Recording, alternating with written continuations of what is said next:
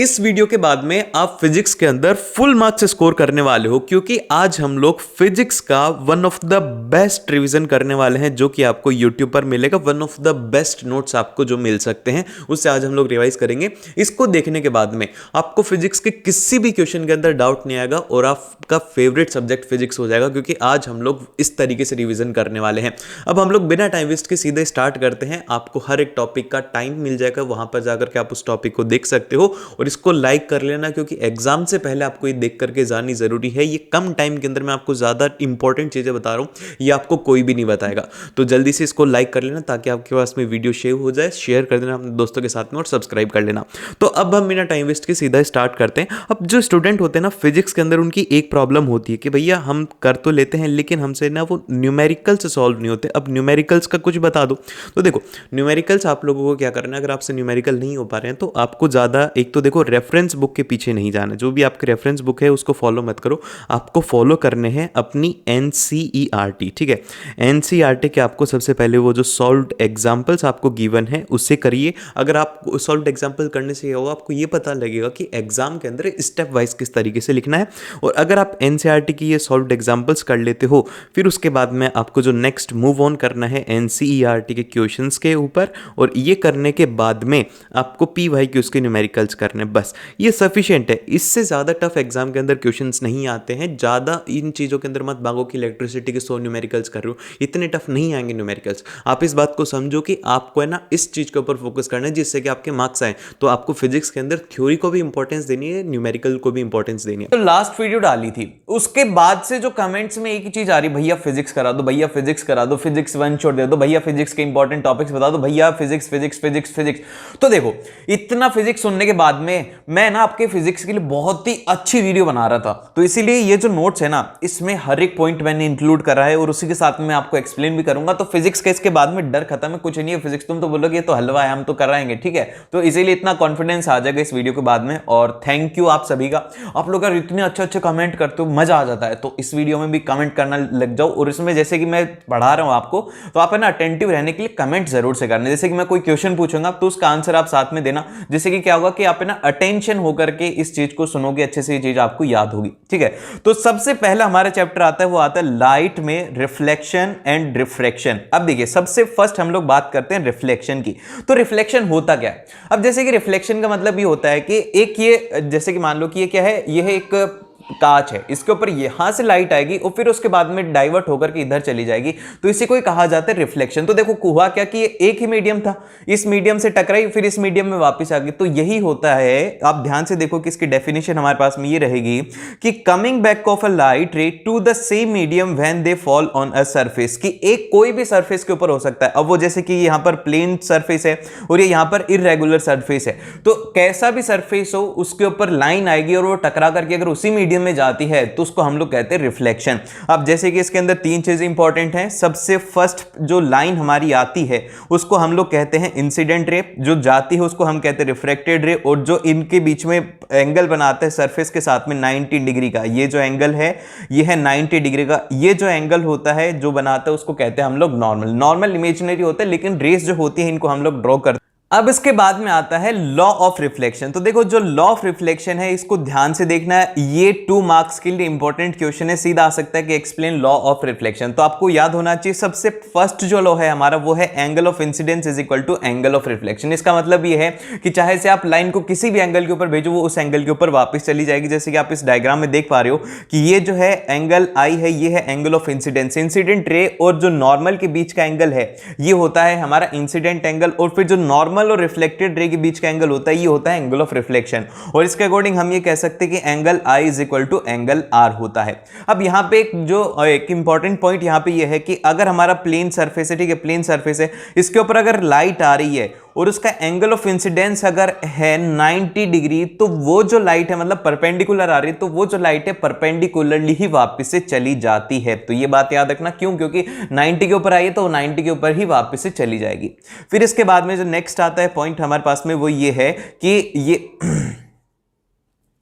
और फिर इसके बाद में जो हमारे पास में नेक्स्ट पॉइंट आता है वो ये है कि incident ray normal at the point of incidence and the reflected ray all lie in same plane. तीनों चीजें, जैसे कि इंसिडेंट रे ये होगी, फिर उसके बाद में रिफ्लेक्टेड रे ये हो गई, और जो नॉर्मल है ये तीनों की तीनों एक ही प्लेन में लाई। देन फिर इसके बाद में जो नेक्स्ट टॉपिक आता है वो आता है image formed by plane mirror. Plane mirror से कैसे इमेज फॉर्म होती है? देखो अभी मेरी तरफ देखो, हम भी एक तरीके से मिरर इमेज ही हैं, जैसे कि प्लेन मिरर होता है वैसे मैं आप लोगों को दिख रहा हूं, मैं अपने आप को भी दिख रहा हूं, ठीक है। तो अब देखो यहां पे ये हो गया पेन, अब ये अगर मैं पास में ला रहा हूं, डिस्टेंस कम हो रहा है तो ये आपके पास भी आ रहा है, तो इसकी इमेज का और इसका डिस्टेंस जो है वो इक्वल रहता है। जैसे कि पेन पास में आ रहा है तो इसकी डिस्टेंस भी कम होती जा रही है, अगर मैं इसको दूर लेके जाऊंगा तो क्या होगा, इसकी डिस्टेंस इंक्रीज होगी, तो इसकी इमेज की डिस्टेंस भी इंक्रीज होगी। तो सबसे फर्स्ट पॉइंट यही कहता है कि object and the image are at equal distance from the plane mirror. Object और इमेज की डिस्टेंस जो है वो प्लेन मिरर के आगे और पीछे बराबर रहती है।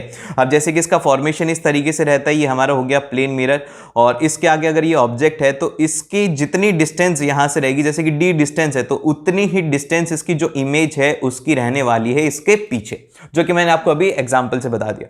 फिर इसके बाद में जो नेक्स्ट है हमारे पास में क्वेश्चन, मतलब नेक्स्ट जो ऑप्शन है वो ये है कि if the object is real then the image will be virtual. जैसे कि मैं हूं ऑब्जेक्ट, मैं हूं रियल हूं ना, मैं वर्चुअल थोड़ी हूं। तो अभी मैं हूं रियल, लेकिन जो मेरी इमेज फॉर्म हो रही है वो कैसी हो रही है, वो रही है वर्चुअल। अब वर्चुअल कैसे हुआ? वर्चुअल इसलिए हुआ क्योंकि देखो जो रियल इमेज होती है, रियल इमेज को फॉर्म होने के लिए कंडीशन चाहिए होती है कि जो रेज हैं वो मीट करें, लेकिन यहां पे क्या हो रहा है कि मेरे से जो रेज रिफ्लेक्ट होकर के सीधी यहां पे जा रही और यहां से रिफ्लेक्ट बैक होकर के पीछे जा रही है, लेकिन ये जो इमेज फॉर्म हो रही है वो अंदर वर्चुअली फॉर्म हो रही है, एक्चुअल इंटरसेक्शन नहीं है उसका रेज का। तो इसीलिए यहां पे क्या होता है, ये होती है कि अगर रियल ऑब्जेक्ट है तो वहां पे वर्चुअल इमेज रहेगी, और अगर वर्चुअल ऑब्जेक्ट है तो उस केस के अंदर रियल इमेज फॉर्म होती है।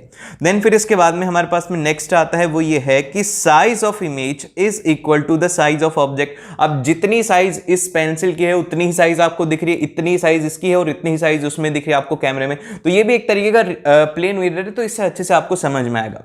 फिर इसके बाद में जो नेक्स्ट है हमारे पास में वो ये है कि image is literally inverted. Literally inverted का मतलब क्या है, जैसे कि अभी मैं जो बैठा हूं ना, ये है मेरा लेफ्ट हैंड। अब देखो जैसे कि मैं हाथ कर रहा हूं, ये है मेरा लेफ्ट हैंड, लेकिन आपको क्या दिख रहा है कि ये है मेरा राइट हैंड। तो इसीलिए क्या होता है कि इसमें लेटरली इन्वर्ट हो जाते हैं। लेटरली इन्वर्ट होने का मतलब ये है कि left hand will be shown as the right hand. Left आपको राइट दिखेगा, राइट आपको लेफ्ट दिखने वाला है। फिर इसके बाद में अगला जो पॉइंट है वो ये है, जैसे कि इसका एग्जांपल यहां पर दिया हुआ है क्या क्या यूजेस होते हैं। एक तो लुकिंग ग्लास, आप सुबह तैयार होकर जाते हो ना, मस्त बोर्ड्स का एग्जाम में ऐसे तैयार होके, फिर उसके बाद में पेरिस्कोप हो गया, कैलेडियोस्कोप हो गया, वहां पे हम लोग इसको यूज करते हैं। अब आता है स्फेरिकल मिरर। तो देखो स्फेरिकल मिरर क्या होता है, कुछ भी नहीं है, एक बॉल है, और बॉल का हमने क्या किया है, उस बॉल का एक छोटा सा टुकड़ा काट लिया। वो टुकड़ा कैसा हो सकता है, एक तरफ से आपने क्या काटा, पीछे से काटा, तो वो क्या होगा, जैसे चम्मच होती है ना वैसा होगा, और एक तरफ से चम्मच को उल्टा कर दो वैसे होने वाला है। दो हिस्से होते हैं। तो अब इनका नाम क्या क्या होता है, इनका नाम याद रखने का बहुत ही अच्छा तरीका बताता हूं। जैसे कि वैक्स अगर हम लगाते तो किसी चीज के ऊपर वो मोटी हो जाती है, तो इसलिए क्या होता है कि जो कॉन्वेक्स है उसके ऊपर हमने ऐसे वैक्स लगा दी, तो इसीलिए क्या हो गया, उसका पेट मोटा हो गया। इसीलिए जिसको बाहर से निकला होता है, ऐसे पेट सा निकला होता है, उसको हम लोग बोलते हैं कॉन्वेक्स। और वहीं पर ही जो दूसरा होता है वो होता है कॉनकेव। कॉनकेव का मतलब ये होता है, केव का मतलब होता है गुफा। गुफा कैसे होती है, अंदर की तरफ होती है, तो इसीलिए इसका जो शेप है वो ऐसे अंदर की तरफ है। देखो ऐसे शेप अगर रहेगा तो उसको हम लोग बोलेंगे कॉनकेव। अब इससे रिलेटेड कुछ कुछ पॉइंट्स जो कि इंपॉर्टेंट है, एक तो हो गया पोल, फिर उसके बाद में सेंटर ऑफ कर्वेचर। अब ये जो जैसे कि मिरर है ना, तो मिरर आपको ऐसे पूरा नहीं दिखेगा, आपको वो बस एक छोटा सा पीस दिखेगा, लेकिन वो किसी ना किसी स्फीयर का पार्ट है ना, तो उसको हमने यहां पर ऐसे डॉटेड लाइन से ये क्या बनाया है, ये बनाया है इमेजिनरी। ठीक है, ये क्या है, इमेजिनरी, हमने हमारे ख्यालों में बनाया, ये रियल में एग्जिस्ट नहीं करता। जब ये रियल में एग्जिस्ट नहीं करता तो इसीलिए हम लोग यहां पर एक वर्ड यूज में लेंगे मैजिक, मतलब कि इमेजिनरी स्फीयर। तो इसीलिए सेंटर ऑफ कर्वेचर क्या है, सेंटर ऑफ कर्वेचर सेंटर है उस इमेजिनरी स्फीयर का जिसका कि ये मिरर पार्ट है। हिंदी में समझ गई बात कि सेंटर का मतलब क्या है, कि वो जो हमारा इमेजिनरी स्फीयर है उसका जो सेंटर है ना, वही हमारा सेंटर ऑफ कर्वेचर है, और जो उसकी रेडियस है वो हो जाएगी रेडियस ऑफ कर्वेचर। और इसके बाद में जो एक और चीज बचती है यहां पे, वो बचती है हमारी प्रिंसिपल एक्सिस। अब प्रिंसिपल एक्सिस क्या होता है भैया, प्रिंसिपल एक्सिस कुछ भी नहीं होता, दो पॉइंट को ज्वाइन करने वाली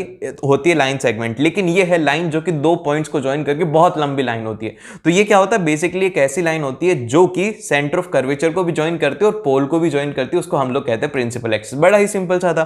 देन फिर इसके बाद में यहाँ पे जो नेक्स्ट आती है इन टर्म्स की डेफिनेशन देख लेना कि रेडियस ऑफ कर्वेचर की डेफिनेशन क्या है। तो रेडियस ऑफ कर्वेचर की जो डेफिनेशन है कि it is the part of the imaginary sphere of which a mirror is part. जैसे कि मैंने आपको बताया था कि इमेजिनरी स्फीयर जो है, ये वाला वर्ड इसमें इंपॉर्टेंट है, एग्जाम में अगर लिखोगे तो इसको अंडरलाइन कर देना, ठीक है, इमेजिनरी स्फीयर। फिर इसी तरीके से हमारी जो डेफिनेशन रहेगी वो रहेगी सेंटर ऑफ कर्वेचर की, centre of the imaginary sphere of which the mirror is part, कि ऐसा सेंटर जो कि हमारे इमेजिनरी स्फीयर का है जिसका कि मिरर हिस्सा है।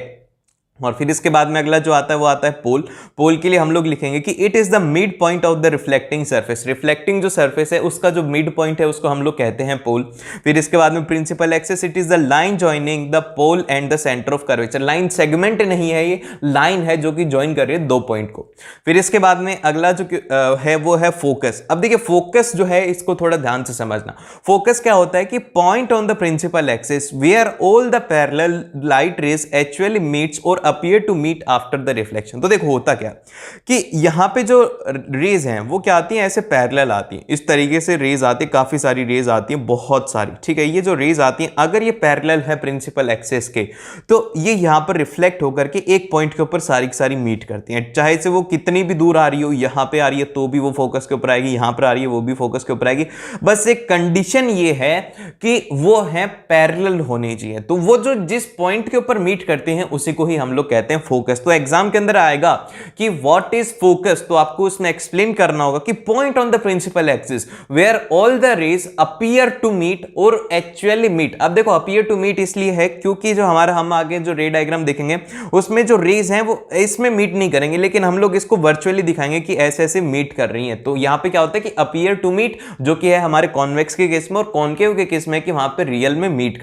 देन फिर इसके बाद में जो नेक्स्ट पॉइंट आता है वो आता है हमारा फोकल लेंथ। फोकल लेंथ क्या होता है, basically it is the distance between the pole and focus. Pole और फोकस के बीच की जो डिस्टेंस होती है उसको हम लोग कहते हैं फोकल लेंथ। और इसका जो फॉर्मूला है वो रहता है हमारे पास में, focal length is equal to centre of curvature का जो है वो हाफ होता है। मतलब क्या हुआ कि सेंटर ऑफ कर्वेचर से जो डिस्टेंस है उसका हाफ, मतलब कि रेडियस का हाफ होता है, ठीक है। रेडियस का हाफ, इसको सिंपल भाषा में लिख लो, रेडियस ऑफ कर्वेचर का हाफ होता है। इसको सेंटर को काट दो, ठीक है, सेंटर को काट दो, यहां पे आप लिख दो रेडियस ऑफ कर्वेचर का हाफ होता है। अब इसके बाद में आता है रे डायग्राम। रे डायग्राम के अंदर बेसिकली चार रूल हैं जो कि आपको जानना जरूरी है। सबसे पहला रूल ये है, सबसे पहला रूल हमें ये कहता है कि a ray parallel to the principal axis will pass through the focus after reflection. ये हमेशा बात याद रखना कि अगर कोई भी रे है जो कि पैरेलल आ रही है प्रिंसिपल एक्सिस के, तो वो जो है वो फोकस से ही पास करेगी। ये पॉइंट हमने फोकस की डेफिनेशन में भी देखा था और वही पॉइंट यहां पे भी है। तो जैसे कि ये इंसिडेंट रे यहां से आ रही है, फिर उसके बाद में रिफ्लेक्ट होकर के एक जो पॉइंट दिख रहा है ना आपको एफ, यही होता है यहां पर फोकस, ठीक है। ये हो गया हमारा फोकस। और फिर इसके बाद में जैसे कि ये कॉन्वेक्स का केस है, तो कॉन्वेक्स के केस के अंदर इधर से इंसिडेंट रे आ रही है, फिर उसके बाद में इधर से रिफ्लेक्ट होकर के जा रही है। अब ये इधर इसलिए जा रही है क्योंकि ये जो है एक तरीके से डाइवर्ज करता है रेस को, ये कन्वर्स नहीं करता। वहीं पर जो कॉनकेव है वो क्या करता है, ऐसे करके सारी की सारी रेस को एक जगह के ऊपर मीट कर देता है, तो इसीलिए हम लोग कहते हैं इसको कन्वर्जिंग, ठीक है। और फिर इसके बाद में इसीलिए जो हमारा जो कॉन्वेक्स होता है वो होता है डाइवर्जिंग मिरर। और फिर इसके बाद में जो नेक्स्ट है, सेकंड जो रूल है हमारा वो ये है कि a ray passing through the principal focus of a concave mirror or directed towards the principal focus will emerge parallel to the principal axis. जो कि पहला रूल था ना उसका आई उल्टा है कि जैसे कि पहले तो प्रिंसिपल एक्सिस के साथ में आ रही थी, लेकिन अब क्या हो रहा है कि वो सीधा फोकस से आ रही है मिरर के ऊपर। तो मिरर के ऊपर आ रही है तो वही हुआ ना कि पहले प्रिंसिपल एक्सिस के साथ में पैरेलल थी, फिर ऐसे गई, तो अब यहां से ऐसे आ रही है तो पैरेलल हो जाएगी। दोनों एक जैसे रूल हैं, सिंपल से रूल हैं। फिर इसके बाद में अगला जो रूल है वो ये है कि रे passing through the centre of curvature will pass undeviated. अब देखो ये क्यों हुआ, यहां पे वो जो मैंने आपको सिखाया था ना लॉज ऑफ रिफ्लेक्शन, तो वहां पे मैंने आपको बताया था कि angle of incidence is equal to angle of reflection. तो अब इसका काम क्या है, जैसे कि ये देखो यहां पर ये क्या है, ये सी से लेकर के यहां तक क्या है, ये है रेडियस, ठीक है, रेडियस है। और आपको पता है कि इसके ऊपर अगर हम कोई भी टेंजेंट ड्रॉ करते हैं, मतलब कि ये जो रेडियस है इसका इस पॉइंट के ऊपर कितना एंगल होता है, वो होता है 90 डिग्री, नॉर्मल केस रहेगा। तो यहां पर एंगल ऑफ इंसिडेंस क्या हो जाएगा, वो हो जाएगा 90 डिग्री। जब एंगल ऑफ इंसिडेंस 90 डिग्री हो गया तो एंगल ऑफ रिफ्लेक्शन भी कितना हो जाएगा, वो हो जाएगा 90 डिग्री। तो एक तरीके से क्या आ रही है, परपेंडिकुलर, परपेंडिकुलर आएगी तो परपेंडिकुलर ही वापस चली जाएगी। दोनों के केस में यही होगा। फिर इसके बाद में नेक्स्ट आता है, वो आता है हमारा कि the incident and the reflected ray makes the equal angle with principal axis. कि आप एक पॉइंट है, पोल है, ठीक है, पोल के ऊपर अगर आप कोई भी इंसिडेंट रे को भेज रहे हो, जितने एंगल के ऊपर आई है ना वो उतने एंगल के ऊपर ही वापस से चली जाएगी। चाहे आप कहीं पे भी देख लो, हमने हर एक में लिखा हुआ है एंगल आई और एंगल आर, तो यहाँ पे एंगल आई और एंगल आर की वैल्यू हमेशा सेम रहेगी। ये लॉ है, ये कभी भी नहीं टूटेगा। और इसी तरीके से हमारा भी एक बहुत ही अच्छा आप लोगों की कम्युनिटी बिल्ड हो रही है, तो उसके लिए जरूर से सब्सक्राइब करो और लाइक कर देना अभी से, ठीक है। और अपने दोस्त के साथ में शेयर कर देना, क्योंकि फिर वो आकर के बोलेगा कि भैया ने ना वो नहीं कराया, तो उसको नहीं मिलेगी वो चीज़, तो उसको भी दे देना, उसके भी अच्छे नंबर आने चाहिए ना। फिजिक्स में ऐसा थोड़ी हो कि आपके हैं, सभी के आने चाहिए अच्छे नंबर। देन फिर इसके बाद में अगला जो पॉइंट आता है वो आता है हमारा कॉनकेव मिरर। तो देखिए कॉनकेव मिरर के अंदर 6 केस हैं, जिसमें से सारे के सारे बहुत ही ज्यादा सिंपल है। सबसे पहला जो केस है वो है कि ऑब्जेक्ट जो है हमारा वो है इंफिनिटी के ऊपर। तो क्या होगा, इंफिनिटी के ऊपर है मतलब बहुत दूर है, जैसे कि मैं दूर जाते जा रहा हूं ना, इससे भी दूर है इंफिनिटी, पता नहीं बहुत दूर डिस्टेंस के ऊपर है। तो यहां पे हमें इमेजिनरी ये करना है कि उससे जो रेज आ रही है ना वो सारी की सारी पैरेलल है, ठीक है। प्रिंसिपल एक्सिस के साथ में वो पैरेलल रेज आ रही है। तो जब पैरेलल आएंगी तो हमारा पहला रूल ये कहता है कि अगर पैरेलल आ रही है ना तो उनको फोकस के ऊपर मीट कर दो। तो वही यहां पे होता है कि इसकी जो इमेज फॉर्म होती है वो होती है फोकस के ऊपर। अब इसमें कोई भी अगर आपको रे डायग्राम याद रखना है तो उसमें 3 चीजें जरूर से याद रखना। सबसे पहले कि उसकी पोजीशन है हमारे पास में फोकस के ऊपर। फिर सेकंड है उसका नेचर, उसका जो नेचर है वो है रियल और इन्वर्टेड। और उसकी साइज कैसी है, उसकी साइज है वेरी स्मॉल, ठीक है। ये 3 जो पॉइंट्स है वो आपको याद रखना है। अगर रे डायग्राम आता है तो ये जो आपको जरूर से लिखने जरूरी है। और इसके अंदर नेचर तो याद रखने की जरूरत नहीं है, जो कॉनकेव है उसके अंदर हमेशा ही रियल एंड इन्वर्टेड होती है। बस एक लास्ट वाला जो केस है जिसके अंदर की जो हमारा ऑब्जेक्ट है फोकस और पोल के बीच में होता है, उसमें वर्चुअल इमेज फॉर्म होती है, जो कि हम लोग देखेंगे। फिर इसके बाद में अगला जो आता है कि object placed behind the centre of curvature. अब क्या हुआ कि हमारे सेंटर ऑफ कर्वेचर थोड़ा सा दूर है, अब हमें ऑब्जेक्ट जो है वो दिखने लग गया, लेकिन पहले क्या था कि इंफिनिटी के ऊपर बहुत दूर था। तो अब देखिए, अब यहां पे क्या होगा, ये जो रे डायग्राम है इसमें क्या होगा कि आपको 3 रेज निकालने होंगे। देखो मैं आपको सिखाता हूं। सबसे पहली रे क्या करोगे, आप प्रिंसिपल एक्सिस के साथ में पैरेलल निकाल दोगे। कोई भी रे डायग्राम आएगा ये वाली तो आपको निकालनी है, जो कि क्या रहेगी, वो रहेगी पैरेलल, ठीक है। पैरेलल हो गया। अब इसके बाद में ये रिफ्लेक्शन के बाद में कहां से पास होगी, ये हो जाएगी फोकस से पास होगी, ठीक है। देन फिर इसके बाद में एक रे आप निकाल दो, कहां से, एक रे निकाल दो आप सेंटर ऑफ कर्वेचर से, बस हो गया आपका काम। सेंटर ऑफ कर्वेचर से एक रे आई, वापस से अनडेविएटेड होकर के चलेगी। और इसके बाद में ये जो पॉइंट है ना, ये वाला पॉइंट और इस पॉइंट के बीच में एक ऐसे उल्टी करके इमेज फॉर्म कर दो, तो ये हो गया आपका इमेज फॉर्म। इतना आसान होता है रे डायग्राम। तो यहां पे क्या क्या आपको याद रखना है, इसकी जो पोजीशन है वो कहां पर रहेगी, between C and F, focus और सेंटर ऑफ कर्वेचर के बीच में। और इसका नेचर कैसा रहेगा, इसका नेचर रहेगा रियल और इन्वर्टेड। और इसकी जो साइज है वो रहेगी यहां पे स्मॉल, और पहले वाले की साइज थी वेरी स्मॉल या फिर डिमिनिश्ड बोल सकते हो, और इसकी जो साइज है वो है स्मॉल, की मतलब थोड़ी छोटी है उससे। और फिर इसके बाद में अगला जो केस आता है, अगले केस के अंदर क्या हुआ कि हम थोड़ा सा और आगे बढ़े, और इस बार हमने जो ऑब्जेक्ट है उसको रख दिया सेंटर ऑफ कर्वेचर पे। तो सेंटर ऑफ कर्वेचर पे भी हम लोग यही करेंगे। सबसे फर्स्ट हमारी एक रे निकालेंगे जो कि हमारे पैरेलल रहेगी प्रिंसिपल एक्सिस के, जो कि हमारी एडी रे है, ये पास होगी फोकस, ठीक है। ये बात समझ में आ रही है, सबसे पहला रूल। फिर सेकंड रूल ये है कि हम अब क्या कर रहे हैं कि एक को फोकस से पास करा रहे हैं, ठीक है। एक को हमने फोकस से पास कराया, तो फोकस से पास कराया तो वो पैरेलल होगी, तो इस तरीके से हो गया। तो इस केस के अंदर जो इमेज फॉर्म होगी ना, वो ध्यान से याद रखना। इस केस के अंदर जो इमेज फॉर्म होगी वो होगी एक तो सेंटर ऑफ कर्वेचर के ऊपर, जहां पर ऑब्जेक्ट रखा है वहीं पर इमेज फॉर्म होगी। और इसका जो नेचर है वो रहेगा रियल और इन्वर्टेड, और इसकी जो साइज है वो एग्जैक्टली सेम साइज रहेगी जिस साइज का हमारा ऑब्जेक्ट है। इतना ज्यादा आसान है। अब इसके बाद में क्या करते हैं कि हम लोग जो हमारा ऑब्जेक्ट है उसको थोड़ा सा और आगे शिफ्ट करते हैं। इस बार हमने क्या किया कि उसको फोकस को और सेंटर ऑफ कर्वेचर के बीच में रख दिया। तो ये हमारा ऑब्जेक्ट हो गया, ए बी ऑब्जेक्ट हो गया, जो कि सेंटर ऑफ कर्वेचर और फोकस के बीच में है। अब इससे क्या होगा, सबसे पहली जो रे निकलेगी वो निकलेगी हमारी प्रिंसिपल एक्सिस के पैरेलल में, तो इस तरीके से वो रिफ्लेक्ट बैक होकर के चली जाएगी। अब जो दूसरी रे है जो कि हम लोग इस बार निकालेंगे फिर से फोकस से, तो फोकस से ये रे निकलेगी यहां से, और फिर उसके बाद में ये रे पैरेलल होकर के चली जाएगी। तो जहां पर भी ये रे मीट करेंगी वहां पे हमारी बन जाएगी इमेज। तो अब ये देखिए जो यहां पर इमेज है वो फॉर्म हो रही है रियल रे से, तो इसीलिए इसका जो नाम हो जाएगा रियल, और उल्टी इमेज इसलिए हो गया इन्वर्टेड। अब उसके साथ में देखो ये इमेज फॉर्म कहां पर हो रही है, सेंटर ऑफ कर्वेचर के पीछे हो रही है, तो इसीलिए इसका जो पोजीशन हो जाएगी वो हो जाएगी बियॉन्ड सेंटर ऑफ कर्वेचर, और इसकी जो साइज है वो ऑब्जेक्ट से बड़ी, तो इसलिए हो जाएगी बिग साइज। इतना आसान सा है। 2 रेज लेनी होती है कोई सी भी, बस ये ध्यान रखना कि कहां पर कौन सी लेनी होती है। एक तो पैरेलल वाली तो हमेशा ही लेनी है, फिर उसके बाद में जैसे कि अगर सेंटर ऑफ कर्वेचर के ऊपर रखा हुआ है तो फोकस से लेंगे, अदरवाइज उससे पहले वाले में हम लोग सेंटर ऑफ कर्वेचर से लेंगे, बहुत आसान। फिर इसके बाद में जो अगला आता है कि इस बार हमने थोड़ा सा उसको और आगे शिफ्ट किया, और इस बार हमने क्या करा कि उसको फोकस के ऊपर रख दिया। अब जब फोकस के ऊपर रख दिया तो सबसे पहली जो हमारी रे है वो निकलेगी प्रिंसिपल प्रिंसिपल एक्सिस के साथ में, और फिर वो रिफ्लेक्ट बैक होकर के फोकस से पॉइंट होकर के वापस से चली जाएगी, ठीक है, जो कि आ चुकी है।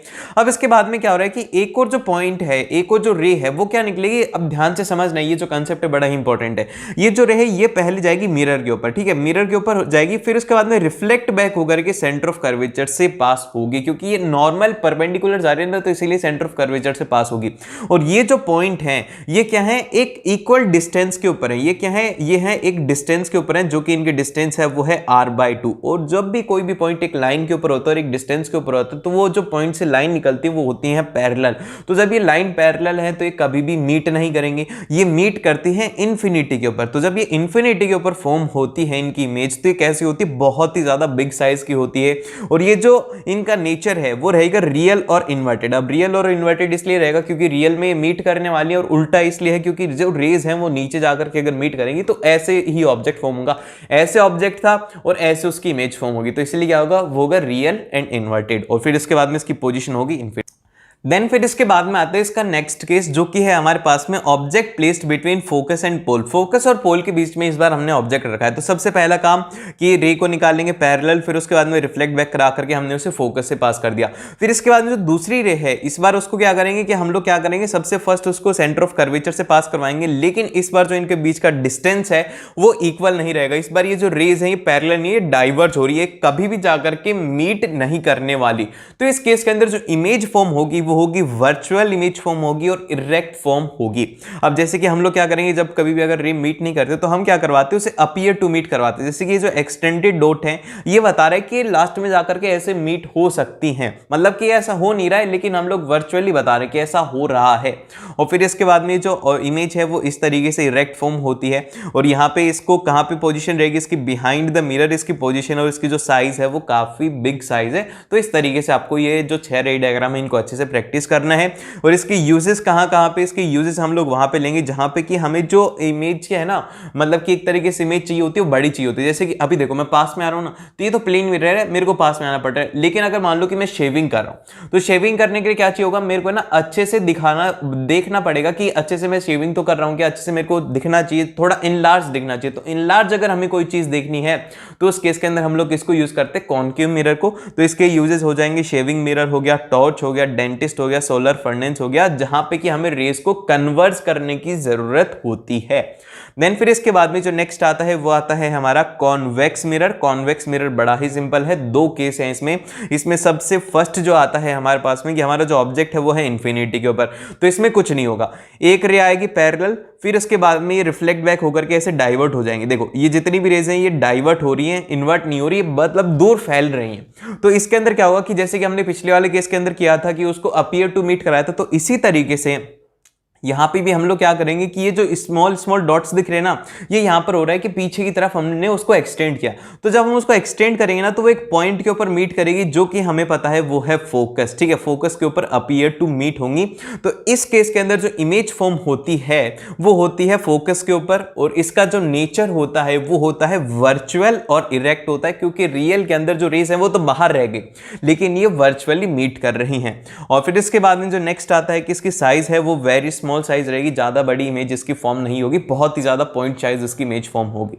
देन फिर इसके बाद में जो नेक्स्ट आता है वो आता है कि हमारा जो ऑब्जेक्ट है इसको अब हमने इन्फिनिटी और पोल के बीच में कर दिया। 2 ही केस हैं, एक बार तो हमने इसको इन्फिनिटी पर रखा, फिर उसके बाद में थोड़ा सा उठाकर क्या गया इन्फिनिटी और पोल के बीच में।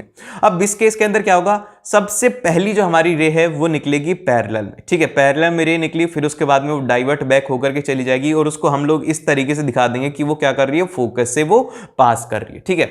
और अब इसके बाद में जो दूसरी रे है, दूसरी रे को क्या करेंगे, सेंटर ऑफ कर्वेचर से अपीयर टू मीट करवा देंगे कि सेंटर ऑफ कर्वेचर से ऐसा हो रहा है कि ये सेंटर ऑफ कर्वेचर की तरफ जा रही है, फिर उसका हमने रिफ्लेक्ट बैक होकर के आ जाएगी, क्योंकि इस केस के अंदर भी जो हमारा एंगल ऑफ इंसिडेंस है वो हो जाएगा 90 डिग्री, क्योंकि ये तो है रेडियस, और रेडियस का अगर हम किसी भी पॉइंट के ऊपर टेंजेंट के साथ में एंगल देखते हैं तो वो होता है 90 डिग्री। तो इसीलिए ये क्या हो जाएगा, इससे रिफ्लेक्ट बैक होकर के चली जाएगी, और इसमें जो 2 ये रेज मिल रही हैं तो उनसे ये इमेज फॉर्म हो जाएगी। और ये कैसी इमेज फॉर्म रहेगी, ये रहेगी हमारे पास में पोल और फोकस के बीच में रहने वाले, देखो इसकी पोजीशन तो है पोल और फोकस के बीच में, और इसका नेचर है वर्चुअल एंड डायरेक्ट, और इसकी साइज है वो है स्मॉल साइज ये फॉर्म होगा।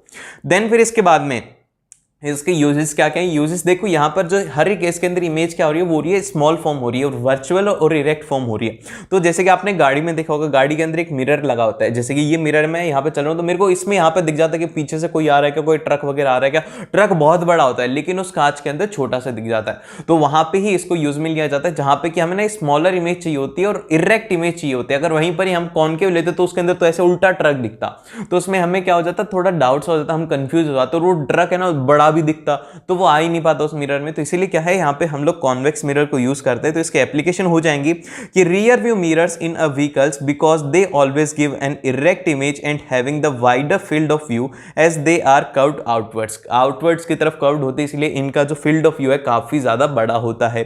फिर इसके बाद में सेकंड ये है कि big convex mirror used in the front of schools, buildings and shops. आपने देखा होगा कि बिल्डिंग्स होती है ना, उनके बाहर एक बड़ा सा ऐसे गोल सा कांच लगा होता है और उसके ऊपर ऐसे आउटवर्ड्स होता है। तो उससे क्या होता है कि पूरा पूरा उनको दिख जाता है कि कोई भाग रहा है या फिर कोई अटैक होने वाला है, कोई गाड़ी आ रही है, कोई जा रहा है। तो ये सब चीजें उनको दिख जाती है, क्योंकि इससे क्या होता है कि फील्ड ऑफ व्यू जो है वो काफी ज्यादा बढ़ जाता है। देन फिर इसके बाद में यहाँ पे आते हैं साइन कन्वेंशन। देखो इसको है ना रट्टा मार लो, ये काफी ज्यादा इंपॉर्टेंट है, एग्जाम के अंदर इसमें कंफ्यूज हो जाओगे, तो इसमें आपको कंफ्यूज नहीं होना, ध्यान से समझना है साइन कन्वेंशन को। तो देखो इसमें दो चीजें इंपॉर्टेंट है कि एक तो है कि यहां पर अगर वो डायरेक्शन टुवर्ड्स राइट है, अगर राइट की तरफ अगर आप कोई भी डायरेक्शन ले रहे हो तो उसको आपको हमेशा ही पॉजिटिव कंसीडर करना है। उस डिस्टेंस को हम लोग क्या करेंगे, पॉजिटिव ही मानेंगे। और वहीं पे अगर हमारी डिस्टेंस है उसको हम लोग कर रहे हैं डिस्टेंस टुवर्ड्स लेफ्ट, अगर लेफ्ट की तरफ हम लोग डिस्टेंस ले रहे हैं, जैसे कि पोल है, पोल से इधर की तरफ जितने भी डिस्टेंस आएंगे ना उनको हम लोग लेंगे पॉजिटिव, और पोल से इधर की तरफ जितने भी डिस्टेंस आएंगे उनको हम लोग लेंगे नेगेटिव। ठीक है, ये बात आई आपको समझ में। देन फिर इसके बाद में ऐसा इसलिए है क्योंकि हमारी जो डायरेक्शन ऑफ इंसिडेंट लाइट है वो इस तरफ है, इंसिडेंट लाइट के डायरेक्शन में हमेशा हमें पॉजिटिव लेना है।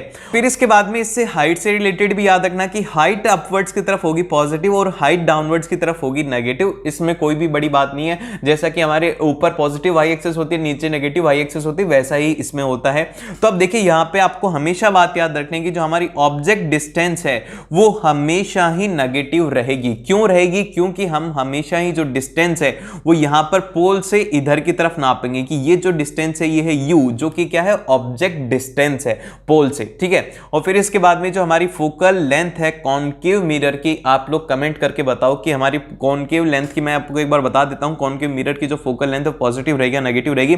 इस तरफ होता है हमारे कॉनकेव लेंथ की फोकस, और यहां से लेकर के यहां तक हम लोग डिस्टेंस मेजर करते हैं। तो अब आप लोग जल्दी से कमेंट सेक्शन के अंदर बताओ कि इसकी जो है वो पॉजिटिव रहेगी या फिर नेगेटिव रहेगी। मैं बताता हूं उसके बाद में लॉजिक, जो लॉजिक हमने अभी भी ऑब्जेक्ट के लिए लगाया था ना वही हम लोग यहां पे लगाएंगे। तो आप बोलेंगे कि भैया आपने कह रखा है कि इस तरफ अगर हम जाएंगे तो डिस्टेंस होगा पॉजिटिव, लेकिन हम क्या कर रहे हैं कि हम पोल से इधर तो जा ही नहीं रहे, हम तो क्या कर रहे हैं, इधर आ रहे, पीछे आ रहे हैं। तो पीछे आ रहे तो क्या होगा, नेगेटिव हो जाएगा। बड़े ही शाबाश, ये इसमें नेगेटिव हो गया, तो कॉन्वेक्स के केस के अंदर क्या होगा, वो हो जाएगा पॉजिटिव हो जाएगा। इतना आसान था। ठीक है, तुमने कर दिया यार सॉल्व, ऐसी भी आसान सा पेपर भी तुम कर दोगे। और फिर इसके बाद में जो नेक्स्ट आता है वो आता है, इसमें सबसे इंपॉर्टेंट है वो है मिरर फॉर्मूला। तो अब देखिए मिरर फॉर्मूला जो है इसमें आपको याद रखना है कि ये जो फॉर्मूला है बड़ा ही सिंपल है, इसमें सिर्फ और सिर्फ आपको वैल्यूज पुट करनी है और वैल्यूज पुट करके आप इसका आंसर निकाल सकते हैं। और यहाँ पे क्या क्या बातें हैं वो ये हैं, सबसे पहले तो हम फॉर्मूला को याद करने की कोशिश करते हैं। 1/f is equal to 1/v plus of 1/u। बड़ा ही सिंपल है, f is equal to v plus u। 1/f is equal to 1/v plus 1/u। एक बार फिर से बोलो मेरे साथ में, 1/f is equal to 1/v plus of 1/u। 1/f is equal to 1/v plus of 1/u। और यहाँ पर जो f है वो है हमारी फोकल लेंथ, जो कि हमारा कोई भी मिरर है उसकी फोकल लेंथ रहेगी। फिर इसके बाद में v जो है ये है डिस्टेंस की, किस डिस्टेंस के ऊपर हमारी इमेज फॉर्म हो रही है। फिर लास्ट के अंदर u है डिस्टेंस ऑफ ऑब्जेक्ट की, किस डिस्टेंस के ऊपर ऑब्जेक्ट रखा हुआ है। जैसे कि फॉर एग्जांपल के लिए अभी मैं आपको एक क्वेश्चन देता हूं, जल्दी से सॉल्व करना है, इसको गलत मत कर देना। यहां पे मैं आपको बोलता हूं कि हमारा जो ऑब्जेक्ट है, ठीक है, ऑब्जेक्ट क्या रखा हुआ है, ऑब्जेक्ट रखा हुआ है at a distance of 10 centimetre, 10 centimetre की डिस्टेंस पर रखा हुआ है। और जो हमारी फोकल लेंथ है ना वो एक कॉनकेव मिरर है, क्या है वो है एक कॉनकेव मिरर है, उसकी जो फोकल लेंथ है वो बोल देते चलो 5 सेंटीमीटर है। तो अब आपको निकालना है कि v की वैल्यू क्या होगी। तो जल्दी से देखो, इसका आंसर जो भी निकालेगा ना उसको हार्ट देने वाला हूं मैं, दिल दे दूंगा। बस एक बार इसका आंसर निकाल दो, बड़ा ही सिंपल है यार, इसमें वैल्यू पुट करोगे तो तुम्हारे पास में आंसर आएगा, बस साइन का थोड़ा ध्यान रखना। तो अब इसका हम किस तरीके से करेंगे, कुछ भी नहीं करेंगे। सबसे पहले तो जो ऑब्जेक्ट की डिस्टेंस है u क्या हो जाएगी, वो हो जाएगी माइनस ऑफ 10 सेंटीमीटर। किस किसने ये सही किया था, किस किसने माइनस 10 सेंटीमीटर लिया, जिसने सही लिया एकदम से सही बात है। फिर इसके बाद में फोकल लेंथ कॉनकेव की है, और अभी अभी हम पढ़ के आए हैं कॉनकेव की जो फोकल लेंथ है वो होगी नेगेटिव, तो इसीलिए जो f है वो भी हो जाएगा -5 सेंटीमीटर। फिर इसके बाद में आप इसमें वैल्यू पुट कर दो, सिंपल सा फॉर्मूला आपके सामने लिखा हुआ है, फॉर्मूले के अंदर लिखोगे 1/-5 इज इक्वल टू 1/v की वैल्यू हमें निकालनी है प्लस ऑफ 1/u जो कि है हमारा -10 सेंटीमीटर। फिर इसके बाद में अगला जो पॉइंट आता है वो आता है हमारे पास में रिफ्रैक्शन। अब देखिए रिफ्रैक्शन का मतलब क्या होता है, रिफ्रैक्शन जैसे कि रिफ्लेक्शन होता था, रिफ्लेक्शन में क्या होता था कि लाइट यहां से आ रही है फिर यहां पे ही वापस से जा रही है, लेकिन अब क्या हो रहा है कि लाइट यहां से आएगी लेकिन वो क्या करेगी यहां से होकर के वापस से चली जाएगी। तो एक मीडियम से दूसरे मीडियम में जब लाइट ट्रेवल करती है और अपना पाथ चेंज नहीं करती तो उसी को ही हम लोग कहते हैं यहां पर रिफ्रैक्शन। अब देखिए रिफ्रैक्शन की डेफिनेशन क्या है, रिफ्रैक्शन की डेफिनेशन ये है कि change in the path of a light as it passes from the one medium to another medium is called the refraction of a light. कि एक मीडियम से दूसरे मीडियम में जब लाइट जाती है और अपना पाथ चेंज कर लेती है उसको ही हम लोग कहते हैं ये एक तरीके से रिफ्रैक्शन। अब देखिए ये जो हमारे पास में क्या बोलते हैं ये डायग्राम है, इसमें देखिए सबसे फर्स्ट हमारे पास में आ रही है इंसिडेंट रे। फिर इसके बाद में क्या हो रहा है कि ये जो रे है ये जानी तो ऐसे चाहिए थी, ठीक है, ये जानी तो ऐसे चाहिए थी इस लाइन के अकॉर्डिंग, लेकिन ये गई कैसे, ये थोड़ी सी नीचे की तरफ गई और फिर उसके बाद में आगे गई।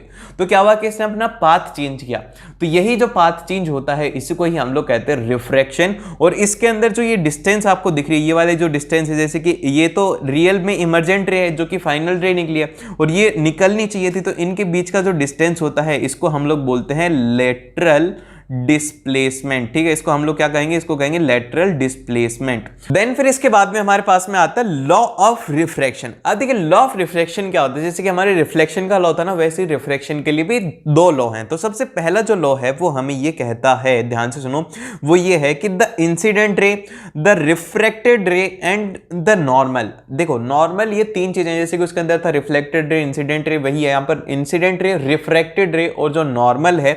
अब देखिए यहाँ पर नॉर्मल के साथ में एक लाइन लिखी हुई है कि normal to the interference of two transparent medium at the point of incidence all lie in the same plane. कि यहां पर ये जो सारी की सारे हैं वो एक ही प्लेन में लाई करते हैं, ये बात आपको समझने की जरूरत है। ये जो लाइन लिखी हुई है कि of the two transparent medium, ये इंपॉर्टेंट है, ये आपको लिखनी कंपलसरी है। और फिर इसके बाद में जो अगला है वो है हमारे पास में स्नेल्स लॉ। अब स्नेल्स लॉ क्या कहता है, स्नेल्स लॉ हमें ये कहता है कि the ratio of the sine of angle of incidence, the ratio of the sign of angle of incidence and the sign of refraction is constant। कि जो आपका साइन, अगर आप लोगे sine of angle of incidence और sine of refraction, तो उसका जो आपके पास में रेशियो आएगा वो एक कांस्टेंट रहेगा for the light of a given colour and for a pair of medium. कि कोई भी गिवन कलर है या फिर कोई भी पेयर ऑफ मीडियम है उसके लिए वो हमेशा कांस्टेंट रहेगा। तो इसको हम लोग लिखते हैं साइन आई अपॉन में sine R is equal to mu, जो कि हमारे पास में होता है कांस्टेंट टर्म। अब देखिए अब ये कांस्टेंट टर्म होती है ना, तो एक बार एक मेरे को बात बताओ कि साइन जो 30 डिग्री होता है इसकी वैल्यू क्या होती है, याद है? याद है, भूल गए? ये वैल्यू याद रख लेना, ऐसा क्वेश्चन आ जाएगा, सिंपल सा एमसीक्यू में आ सकता है कि आपको साइन ऑफ आई दे दिया जाएगा, साइन ऑफ आर दे दिया जाएगा और पूछ लेगा कि म्यू की वैल्यू क्या है, तो इसलिए ध्यान से सुनना ही। अब इसके बाद में आपको क्वेश्चन कहां से आएगा, वो क्वेश्चन यहां से जान लो कि ये जो पॉइंट लिखा हुआ है ना सबसे ज्यादा इंपॉर्टेंट और क्वेश्चन यहीं से ही आएगा। और एक जो पॉइंट है वो मैं यहाँ पे इंक्लूड करना भूल गया कि जो रिफ्रैक्टिव इंडेक्स होता है माना म्यू, वो होता है स्पीड ऑफ लाइट। ठीक है, ये लिख लेना, speed of light in medium. कोई भी मीडियम हो सकता है, जैसे कि वाटर हो सकता है या फिर कोई भी गैस का मीडियम हो सकता है या फिर किसी भी चीज का मीडियम है जिसके अंदर की हवा से अलग है वो बस। फिर इसके बाद में डिवाइड आप यहाँ पे करेंगे, वो करेंगे speed of light in vacuum. ठीक है, इससे अगर आप करेंगे तो आपके पास में क्या आ जाएगा, उस मीडियम का जो है रिफ्रैक्टिव इंडेक्स आ जाएगा। अब जैसे कि यहाँ पे speed of light in vacuum क्या होती है, 3 × 10⁸ मीटर पर सेकंड होता है। 3 लाख किलोमीटर पर सेकंड स्पीड होती है, मतलब 3 लाख किलोमीटर एक सेकंड में। जैसे कि आपको स्कूल भी पहुंचना है ना, तो आप बहुत ही इतने आंख पलक भी नहीं झपकेगी ना उससे पहले आप स्कूल में, अगर आपके पास में लाइट की स्पीड हुई तो। हाँ ठीक है, तो ये बात समझ रहे हो कि म्यू का मतलब क्या होता है कि speed of light in a medium divide by में speed of light in a vacuum. ठीक है, अब यहां पे देखिए इसका मतलब ये है कि हमें ना किसी भी एक मीडियम है उसकी रिफ्रैक्टिव इंडेक्स निकाल रहे, तो यहां पे क्वेश्चन ये नहीं आएगा। क्वेश्चन तो ये वाले फॉर्मूले के ऊपर ही बेस्ड आएगा। सबसे पहले आपसे बोलेगा कि एक जो हमारा रिफ्रैक्टिव इंडेक्स, उसकी जो रिफ्रैक्टिव इंडेक्स है वो ये है 3/2 है, 1/2 है। फिर उसके बाद में आपसे कहेगा कि आप इसकी रिफ्रैक्टिव इंडेक्स निकालो उस मीडियम के रेस्पेक्ट में। तो वो कैसे निकालेंगे आप? तो यहाँ पे एक चीज जो आप देख रहे हो कि यहाँ पे लिखा हुआ है μ1 O2। इसका क्या मतलब है भैया? ये 1 और 2 की लिखा हुआ है, एक साथ 1 2 क्यों नहीं लिखते? ये भी लिखते हैं, μ1 2 भी लिखा जाता है। तो इसका मतलब ये होता है, हम इसमें ये कहना चाह रहे हैं कि μ1 2 represent the refractive index of a medium 2 with respect to medium 1। हम यहाँ पे ये कहना चाह रहे हैं कि जो मीडियम 2 है ना, उसकी रिफ्रैक्टिव इंडेक्स कितनी है मीडियम 1 के रेस्पेक्ट में। तो सीधी सी भाषा में आप ये समझो कि μ1 2 का मतलब ये है कि आपको μ2 को लिखना है और उसको μ1 से डिवाइड कर देना, बस कुछ भी नहीं है इसके अलावा, कि μ2 से μ1 से डिवाइड कर देना है। तो यहां पे आप बोल देंगे कि refractive index of a medium 2 with respect to a medium 1। ठीक है, ये समझ रहे हो ना मेरी बात? यही आएगा क्वेश्चन। ये ऐसे सिंपल सा आपको ये फॉर्मूला याद रखना, एक फॉर्मूला काफी ज्यादा इंपॉर्टेंट। सो अब देखो, अब इसके बाद में आता है स्फेरिकल लेंसेज। लेंसेज आपने देखे ना कैसा होता है। अब इसके बाद में जो नेक्स्ट टॉपिक आता है वो आता है हमारे पास में स्फेरिकल लेंसेज। तो देखो स्फेरिकल लेंसेज सिमिलरली होते हैं, जो हमारा होता है मिरर होता है ना उसके जैसे होता है, बस इसमें होता क्या है कि दो हम लोग स्फीयर लेते हैं, इस बार दो स्फीयर लेते हैं और उनको हम लोग एक तरीके से ज्वाइन कर देते हैं। तो ये जो शेप बनती है इसको हम लोग कहते हैं लेंस। अब ये दो तरीके के होते हैं, एक तो आपने जैसे कि एक के ऊपर एक रख दिया, फिर उसके बाद में क्या किया आपने, इनके अंदर थोड़ा दूर डिस्टेंस के ऊपर रख दिया। तो ये जो फॉर्म होते हैं इनको हम लोग कहते हैं लेंसेज। अब देखिए लेंसेज के अंदर आपको है ना सबसे फर्स्ट जो बातें याद रखनी है वो ये याद रखनी है, मिरर के अंदर सिर्फ और सिर्फ एक फोकस होता है, लेकिन इनमें दो स्फीयर हैं तो इनमें दो फोकस रहेंगे और इसके अंदर दो ही सेंटर ऑफ कर्वेचर रहेंगे, एक तो सेंटर ऑफ कर्वेचर 1 और एक सेंटर ऑफ कर्वेचर 2, और एक रहेगा इसके बीच में ऑप्टिकल सेंटर। पोल नहीं है, इसमें रहेगा ऑप्टिकल सेंटर। और यहां पे आपको जो हम उसमें फॉलो करते थे वही हम लोग इसमें भी लिखेंगे। तो सबसे फर्स्ट हम लोग इसमें डेफिनेशन देखते हैं कि सेंटर ऑफ कर्वेचर की क्या डेफिनेशन है। तो सेंटर ऑफ कर्वेचर की यहां पे डेफिनेशन ये है कि a lenses has the two spherical surface। एक लेंस के पास में दो स्फेरिकल सरफेस होते हैं and each surface forms a part and a part of sphere. कोई भी जो दो हैं वो एक ना एक पार्ट के स्फीयर होते, किसी भी स्फीयर के एक पार्ट होते हैं। तो यहां पर these centre of these sphere are called the centre of curvature, और इनका जो सेंटर है उसी को हम लोग सेंटर ऑफ कर्वेचर कहते हैं। जैसे कि C1 C2 हो गया और फोकस को हम लोग कर देंगे F1 और F2। ठीक है, समझ रहे हो मेरी बात? दो स्फीयर थे तो दो उनके सेंटर होंगे, तो दो ही यहां पे सेंटर ऑफ कर्वेचर रहने वाले हैं। देन फिर इसके बाद में जो नेक्स्ट आता है हमारे पास में वो आता है प्रिंसिपल फोकस। अब देखो प्रिंसिपल फोकस क्या होता है। प्रिंसिपल फोकस यहां पे भी वही होता है कि अगर रे प्रिंसिपल एक्सिस के पैरेलल आ रही है तो वो एक पॉइंट के ऊपर दिखती है, तो उसी पॉइंट को प्रिंसिपल फोकस कहा जाता है। तो इसकी डेफिनेशन हो जाएगी कि the point where the rays parallel to the principal axis after the refraction meet is called the principal focus. की रिफ्रैक्शन के बाद में जहां पर वो मिलती हैं उसी को हम लोग कहते हैं refraction. And a lens has the two principal foci, जो इसके जो फोकस होते हैं वो दो होते हैं और दो फोकस को हम लोग बोलेंगे यहां पर फोकाई।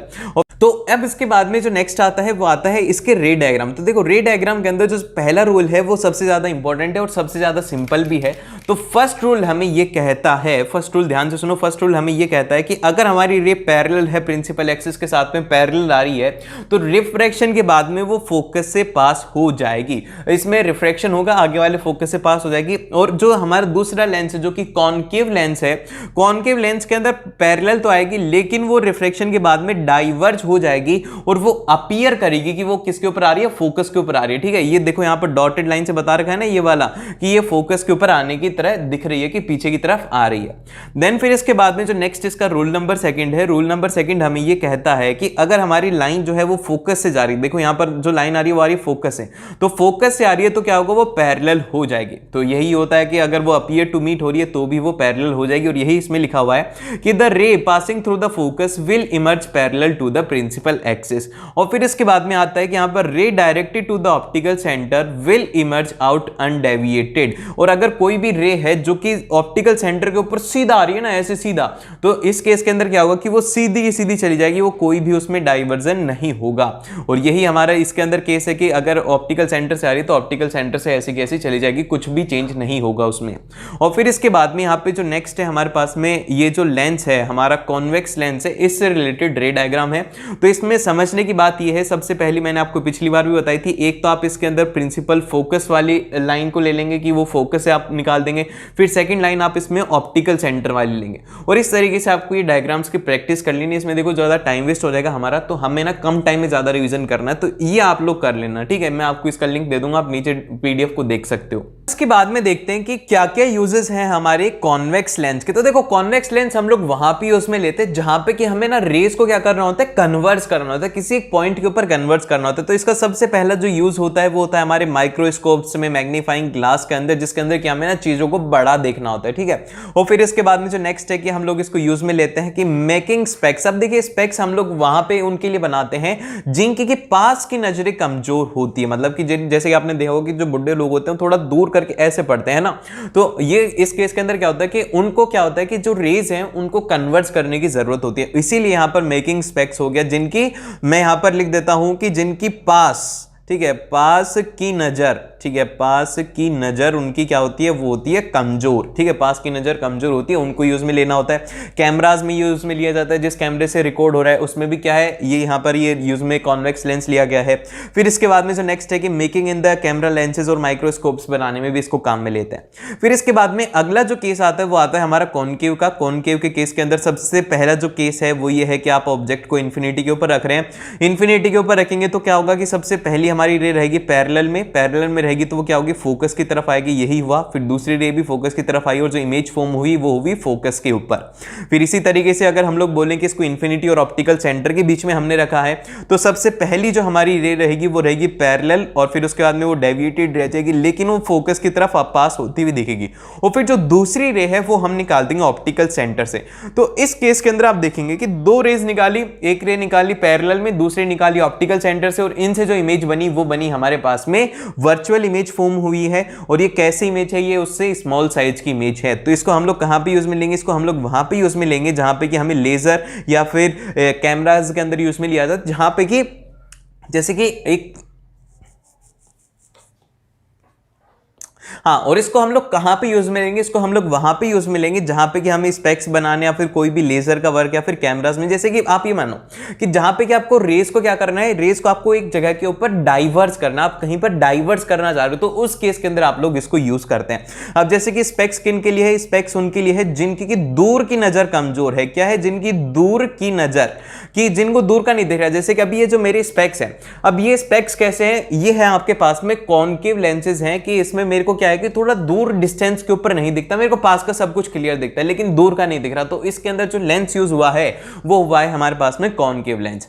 फिर इसके बाद में जो नेक्स्ट आता है, यहां पर पॉइंट करके एक बात लिखी हुई है, सबसे ज्यादा जरूरी है ये पॉइंट, ये है नोट करके लिखा हुआ है, ये 2000 रुपए का जो नोट है उससे भी ज्यादा इंपॉर्टेंट है। वो ये है कि focal length of the convex lens, focal length जो है कॉन्वेक्स लेंस की वो होती है पॉजिटिव, और वहीं पर ही जो फोकल लेंथ होती है कॉनकेव लेंस की वो होती है नेगेटिव। ये सबसे ज्यादा इंपॉर्टेंट है, इसमें गलती मत करना कि फोकल लेंथ कॉन्वेक्स लेंस की होगी पॉजिटिव और कॉनकेव जो लेंस है उसकी होगी यहां पे नेगेटिव। फिर इसके बाद में यहां पे आता है वो आता है लेंस फार्मूला। तो लेंस फार्मूला बड़ा ही सिंपल है, जैसे कि हमारा मिरर फार्मूला था 1/f = 1/v + 1/u। इसमें क्या होता है कि हम लोग जो साइन है उसको चेंज कर देते हैं, बस साइन को चेंज कर दिया है, यहां पे वो कर दिया है माइनस को, जो प्लस था उसको हमने क्या कर दिया है माइनस में कर दिया। तो यही हो जाएगा 1/v - 1/u = 1/f। और यहां पर f क्या है, उसकी फोकल लेंथ है, u क्या है, उसका डिस्टेंस है, ऑब्जेक्ट का डिस्टेंस है कि वो कितनी डिस्टेंस पर रखा हुआ है, और v इमेज का डिस्टेंस है कि कितनी इमेज के ऊपर वो फॉर्म हो रही है। सिंपल सा वैल्यू पुट करने और इसको सॉल्व करना है। और फिर इसके बाद में जो नेक्स्ट आता है वो आता है मैग्निफिकेशन। मैग्निफिकेशन सिमिलर ही होता है जैसा कि हमारा उस केस के अंदर होता है जो हमारे मिरर था ना उसमें होता है, बस इसमें जो डिफरेंस है वो ये है कि m = height of image upon में हाइट ऑफ ऑब्जेक्ट रहता है = v/u होता है। ये क्या होता है, ये होता है पॉजिटिव। और वहीं पर जो हमारा मैग्निफिकेशन था मिरर के केस में वो क्या था, वो था नेगेटिव। बस इसके अंदर पॉजिटिव का आपको ध्यान रखना है। और अगर ये जो हमारा m है ये होगा नेगेटिव, तो इस केस के अंदर जो इमेज फॉर्म होगी वो होगी हमारे पास में रियल और इन्वर्टेड। और वहीं पर अगर हमारा m हो जाता है पॉजिटिव तो इस केस के अंदर जो इमेज फॉर्म होती है वो होती है वर्चुअल और इरेक्ट। इस केस में इमेज फॉर्म होती है, जो कि हमें मैग्निफिकेशन में यही से क्वेश्चन आता है और इससे ज्यादा कुछ भी नहीं आता। और फिर इसके बाद में जो नेक्स्ट टॉपिक है वो है हमारा पावर ऑफ अ लेंस। तो देखिए पावर ऑफ लेंस क्या होता है, बेसिकली यहाँ पे जो मेरा चश्मा है इसकी एक पावर है। अब ये जो पावर है ये क्या बताती बताती है? बेसिकली बताती है कि कितनी लाइट रेज को कितना कन्वर्ट्स करेगा। अब देखिए मैं आपको इसको समझाता हूं, इसकी डेफिनेशन से वो ये है कि ability of a lens to converge or diverge the light rays is called the power of lens, की कितनी पावर है कि वो लाइट रेज को कन्वर्ट कर सकता है फिर डाइवर्ट कर सकता है। और इसका जो फॉर्मूला है होता है वो होता है हमारे पास में P is equal to 1/f, और यहां पर जो फोकल लेंथ होती है वो होती है इन मीटर्स। देखिए ये होता है यहाँ पे इसका फॉर्मूला कि 1 फोकल लेंथ, जो भी इसकी फोकल लेंथ है उसको अगर मैं इसे डिवाइड करूंगा तो मेरी यहाँ पर जो इसकी फोकल लेंथ है वो मैं निकालता हूं, मेरी जो पावर है वो है 1.25 है मेरे लेंस की पावर। तो यहां पे मेरे को P की वैल्यू गिवन है। अब मेरे को निकालने की मेरी फोकल लेंथ क्या होगी, तो यहां पे मैं लिखूंगा कि 1.25 is equal to 1 focal length, और फोकल लेंथ इधर आ जाएगी, focal length is equal to यहां पे आ जाएगा 1/125 और ये हो जाएगा 100। फिर इसको इससे हम लोग कैंसिल करेंगे, ये आ जाएगा 4 टाइम्स, ये आ जाएगा 5 टाइम्स, तो focal length is equal to आ जाएगी यहां पे 0.8 मीटर। समझ रहे हो, मेरे जो चश्मा की फोकल लेंथ है वो है 0.8 मीटर। इस तरीके से आप किसी की भी फोकल लेंथ निकाल सकते हैं किसी भी लेंस की। और फिर इसके बाद में जो नेक्स्ट आता है हमारे पास में वो ये आता है कि ऐसा यूनिट जो होती है वो होती है इसकी डायोप्टर, और एक डायोप्टर जो होता है ना वो होता है 1 मीटर इनवर्स। मीटर की पावर -1 होती है, क्योंकि यहां पे देखो 1 अपॉन में फोकल लेंथ है और फोकल लेंथ को मीटर में लेना। एग्जामिनर आपको कंफ्यूज करने के लिए जो फोकल लेंथ है उसको देगा सेंटीमीटर में, और वो चाहेगा कि आपके नंबर कटे, लेकिन आप मेरे से पढ़ रहे हो तो आपके नंबर नहीं कटने वाले। और फिर इसके बाद में जो नेक्स्ट आता है हमारे पास में वो आता है power of a convex lens. Convex lens की जो पावर है वो रहेगी पॉजिटिव। अब ये पॉजिटिव क्यों रहेगी, पॉजिटिव इसलिए रहेगी क्योंकि अभी अभी हम पढ़ के आए हैं कि जो उसकी फोकल लेंथ है वो है पॉजिटिव। अगर ये पॉजिटिव तो उसकी जो पावर है वो भी पॉजिटिव, लेकिन वहीं पर जो कॉन्केव लेंस है, कॉन्केव लेंस के अंदर उसकी फोकल लेंथ होती है नेगेटिव, इसीलिए उसकी जो पावर है वो भी हो जाएगी नेगेटिव। ये बात आपको ध्यान रखना है। और फिर अगर आपके पास में एक या एक से ज्यादा लेंसेज दिए हुए हैं तो इस केस के अंदर आप बोलेंगे कि power is equal to P1 plus P2 plus P3, जितनी भी आपको लेंस दिए हुए हैं सभी को जोड़ देंगे तो आपके पास में आ जाएगी उसकी इक्विवेलेंट पावर। जैसे कि मैंने बोला है कि आपको एक लेंस ये दे दिया, एक लेंस ये दे दिया, एक लेंस ये दे दिया, और इनकी पावर निकालो। इसकी है 5 डायोप्टर, एक की है 5 डायोप्टर, दूसरे की है 3 डायोप्टर और चौथे की है 1 डायोप्टर। तो आप बोलोगे कि भैया जो फाइनल पावर रहेगी ना वो आपके पास में रहेगी 9 डायोप्टर। तो आपको सिंपल से इनका एडिशन करना है और कुछ। अब यहाँ पे आता है हमारे पास में जो नेक्स्ट चैप्टर है वो है human I and colourful world. आपकी आंखें और ये जो रंगीन दुनिया है ना, ये आप जो देख पा रहे हो, ये कैसे देख पा रहे हो, सिर्फ और सिर्फ आंखों की वजह से। तो ये आंखों के अंदर क्या होता है, कैसे होता है, और हमारे जो कलरफुल दुनिया है वो कलरफुल है क्यों, वो ब्लैक एंड व्हाइट क्यों नहीं, अगर कलर ब्लू है तो वो ब्लू कलर क्यों है, जो हमारा स्काई है वो ब्लू क्यों है, रेनबो है वो 7 कलर का क्यों है। तो इन सभी के आंसर आपको इस चैप्टर के अंदर मिलेंगे। तो सबसे पहला जो क्वेश्चन यहां पर आता है एग्जाम के अंदर वो ये बनेगा कि ड्रॉ द आई। आई को आपको ड्रॉ करना है, ह्यूमन आई को ड्रॉ करना है, तो आप इस तरीके से इसमें ड्रॉ करेंगे। देखो सिंपल सा, ज्यादा इसको कॉम्प्लिकेट करने की जरूरत नहीं है। सबसे पहले आप बता देंगे रेटिना, रेटिना को लेबल कर देना, आपको लेंस को लेबल कर देना है, आइरिस को लेबल कर देना है, प्यूपिल को कर देना है और कॉर्निया को कर देना है। ये 5 पॉइंट अगर आपने लेबल कर दिए आपको फुल मार्क्स मिलने वाले डायग्राम में। और इसके अलावा जैसे कि यहाँ पे आप ये कर सकते हो कि सिलेरी मसल से एक और एडिशनल लिख सकते हो। तो इस तरीके से आपको ये डायग्राम को ड्रॉ करना है, पेंसिल से ही ड्रॉ किया हुआ डायग्राम है। और फिर इसके बाद में क्या क्या पार्ट्स हैं हमारी आंखों के, वो सबसे ज्यादा जरूरी है क्योंकि एग्जाम के अंदर डेफिनेशन इन्हीं से ही आएगी। तो सबसे पहली जो डेफिनेशन है वो है कॉर्निया की। कॉर्निया क्या होता है, it is the outer most and the transparent part, it provides the most of the refraction of a light. तो हमारे ये आउटर मोस्ट, ये जो पार्ट दिख रहा है ना आपको आंखों का, ये जैसे कि आपने देखा होगा कि ये जो सबसे बाहर वाली एक छोटी सी पतली सी लेयर होती है ट्रांसपेरेंट से, वही होती है यहाँ पे कॉर्निया। और ये क्या होता है, एक ट्रांसपेरेंट पार्ट होता है जो कि सबसे ज्यादा रिफ्रैक्शन ऑफ लाइट प्रोवाइड कराता है आंखों को। फिर इसके बाद में जो नेक्स्ट पार्ट आता है वो आता है lens. It is the composed of a fibrous jelly like material. जो हमारा लेंस है वो एक तरीके से फाइब्रस और जेली लाइक मटेरियल होता है। Provides the focused real inverted image of the object on the retina. और इसका काम ये होता है कि जो भी इमेज है ना उसकी एक तरीके से रियल और इन्वर्टेड इमेज हमारी आंखों के ऊपर बनाता है। देखो जैसे कि ये हमारी आंखें हैं, तो इसमें क्या होता है मैं आपको इसके अच्छे से समझाता हूँ कि किस तरीके से इसकी वर्किंग होती है।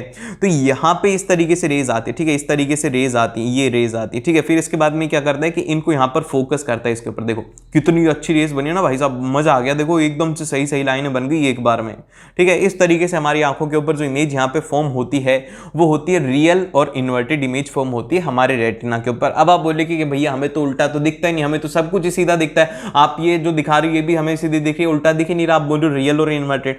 तो हमारा दिमाग जो है रियल और इन्वर्टेड जो सिग्नल होता है ना, वो इस ऑप्टिक नर्व, ये जो नर्व दिख रहा है ना आपको, इसके थ्रू ब्रेन के पास में जाता है, और ब्रेन क्या करता है कि जो उल्टी है ना उसको सीधी करके हमें दिखाता है, इसीलिए हमें पूरी दुनिया सीधी दिखती है, जबकि हम देखते उसे उल्टा है, लेकिन हमारा दिमाग उसे बहुत जल्दी प्रोसेस करके उसको सीधा दिखाता है। देखो कितनी फास्ट प्रोसेसिंग स्पीड है हमारे दिमाग की, कि जैसे अब देखो आपको हाथों दिख रहा है ना, ये हर एक मूवमेंट आपको दिख रहा है, कितनी फास्ट प्रोसेसिंग है इसकी।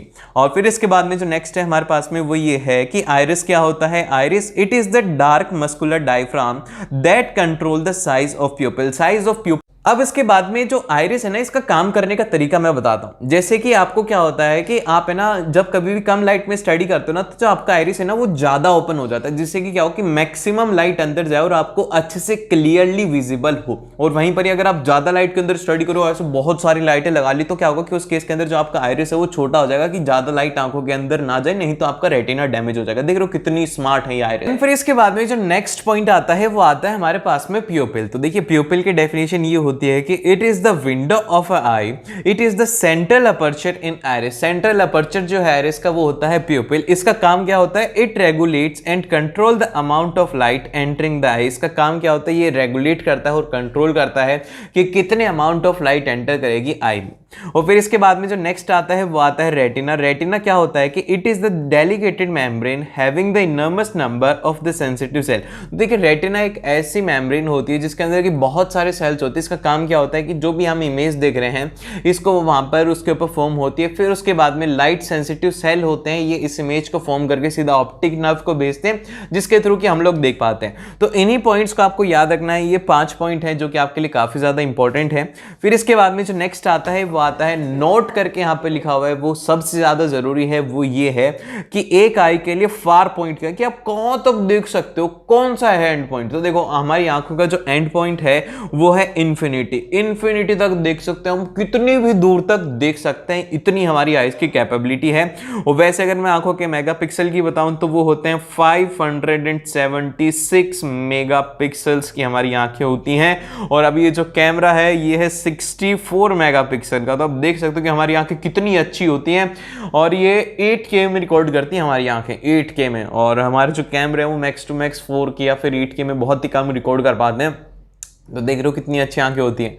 और फिर इसके बाद में जो नेक्स्ट पॉइंट है हमारा वो ये है यहाँ पे कि नियर पॉइंट ऑफ आई। आई का नियर पॉइंट क्या रहेगा, तो मैं अगर आपको बताऊं कि ये होता है बेसिकली कि मिनिमम डिस्टेंस जहां से कि हमें दिखना स्टार्ट होता है, कि जहां से हम देख सकते हैं। जैसे कि ये काम करना कि ये बुक है, देखो ये बुक है, इस बुक को ना एकदम से पास में ले आना तो आपको क्या दिखेगा, आपको कुछ भी नहीं दिखेगा। लेकिन एक डिस्टेंस 25 सेंटीमीटर का जब आएगा तो आपको इसमें क्लियरली दिखने लगेगा।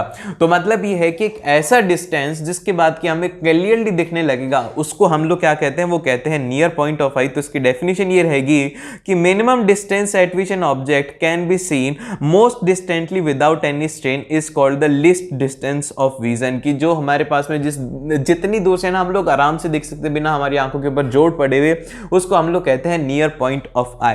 और इसका एग्जांपल जो है एक नॉर्मल आई का जो नियर पॉइंट है वो है यहाँ पर होता है 25 सेंटीमीटर। 25 सेंटीमीटर जो है आपको उसके बाद में सब कुछ चीजें अच्छे से दिखती हैं। फिर इसके बाद में जो नेक्स्ट टॉपिक आता है वो आता है power of accommodation. Power of accommodation का मतलब क्या होता है, basically it is the ability of eye lens to adjust its focal length.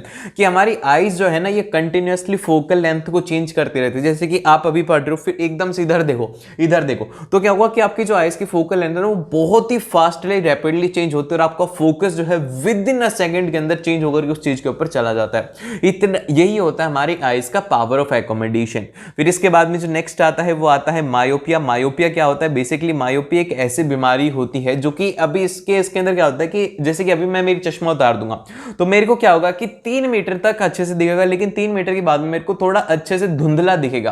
तो यही यहां पर क्या होता है कि ये होता है मायोपिया कंडीशन। और एक जो मायोपिक जो एक तरीके से जो पर्सन होता है उसको है ना can see the objects clearly but can not see the distance object clearly. कि पास के ऑब्जेक्ट में बहुत अच्छे से देख पाता हूं, लेकिन दूर के ऑब्जेक्ट जब मैं दिखूंगा बिना चश्मा के तो मेरे को क्लियरली नहीं दिखेंगे, ऐसा पता लगेगा थोड़ा धुंधला धुंधला सा। तो यही होता है यहाँ पर एक मायोपिक जो होता है, एक तरीके से मायोपिक पर्सन होता है। उसके साथ में इसमें जो इमेज होती है वो इन फ्रंट ऑफ रेटिना होता है। अब देखो होता क्या है, मैं आपको बताता हूं कि ये होती है नॉर्मल आई। ठीक है, ये है नॉर्मल आई की कंडीशन, जिसके अंदर क्या है ना, नॉर्मल जो इमेज है वो रेटिना के ऊपर फॉर्म होती है, रेज आती हैं, फिर वो कन्वर्ट होकर के रेटिना पे फॉर्म होती है। लेकिन वहीं पर ही जो मायोपिक पर्सन होता है उसके केस में क्या होता है कि जैसे कि ये लाइज है, ठीक है, ये रेज है ना, यहाँ पे फॉर्म हो रही है, जो कि क्या है कि रेटिना से पहले फॉर्म हो रही है। तो इन रेज जब इमेज आगे फॉर्म हो जाएगी, रेटिना के ऊपर कुछ फॉर्म ही नहीं होगा, तो क्या दिखेगा, कुछ भी नहीं दिखेगा। तो इसीलिए क्या होता है कि यहाँ पर जो मायोपिक जो इंसान होता है उसको एक तरीके से धुंधला दिखता है। और इसी के साथ में जो नेक्स्ट है यहाँ पे वो ये है कि अगले हम इसको करेक्शन किस तरीके से करेंगे। यहाँ पे जो हम लोग लेंस यूज में लेते हैं वो लेते हैं कॉनकेव लेंस यूज में लेते हैं, जिसके अंदर की हमारी जो रेज है वो इसको थोड़ा सा डाइवर्ट कर देता है, इस तरीके से डाइवर्ट कर देता है, फिर हमारी जो आंखों का लेंस है वो उसको कन्वर्ट करके फिर से उसके ऊपर ले आता है, जो कि हमारी आंखों के रेटिना पे है उस पर ले आता है। तो ये इस तरीके से होता है। तो हम अगर इसके कॉजेस की बात करें कि क्या क्या कॉज होता है, तो सबसे पहला होता है कि excessive curvature of eye lens, कि हमारे आई लेंस का जो कर्वेचर है वो बहुत ही ज्यादा इंक्रीज हो गया हो, जिस वजह से जो इमेज है वो रेटिना से पहले फॉर्म हो रही है।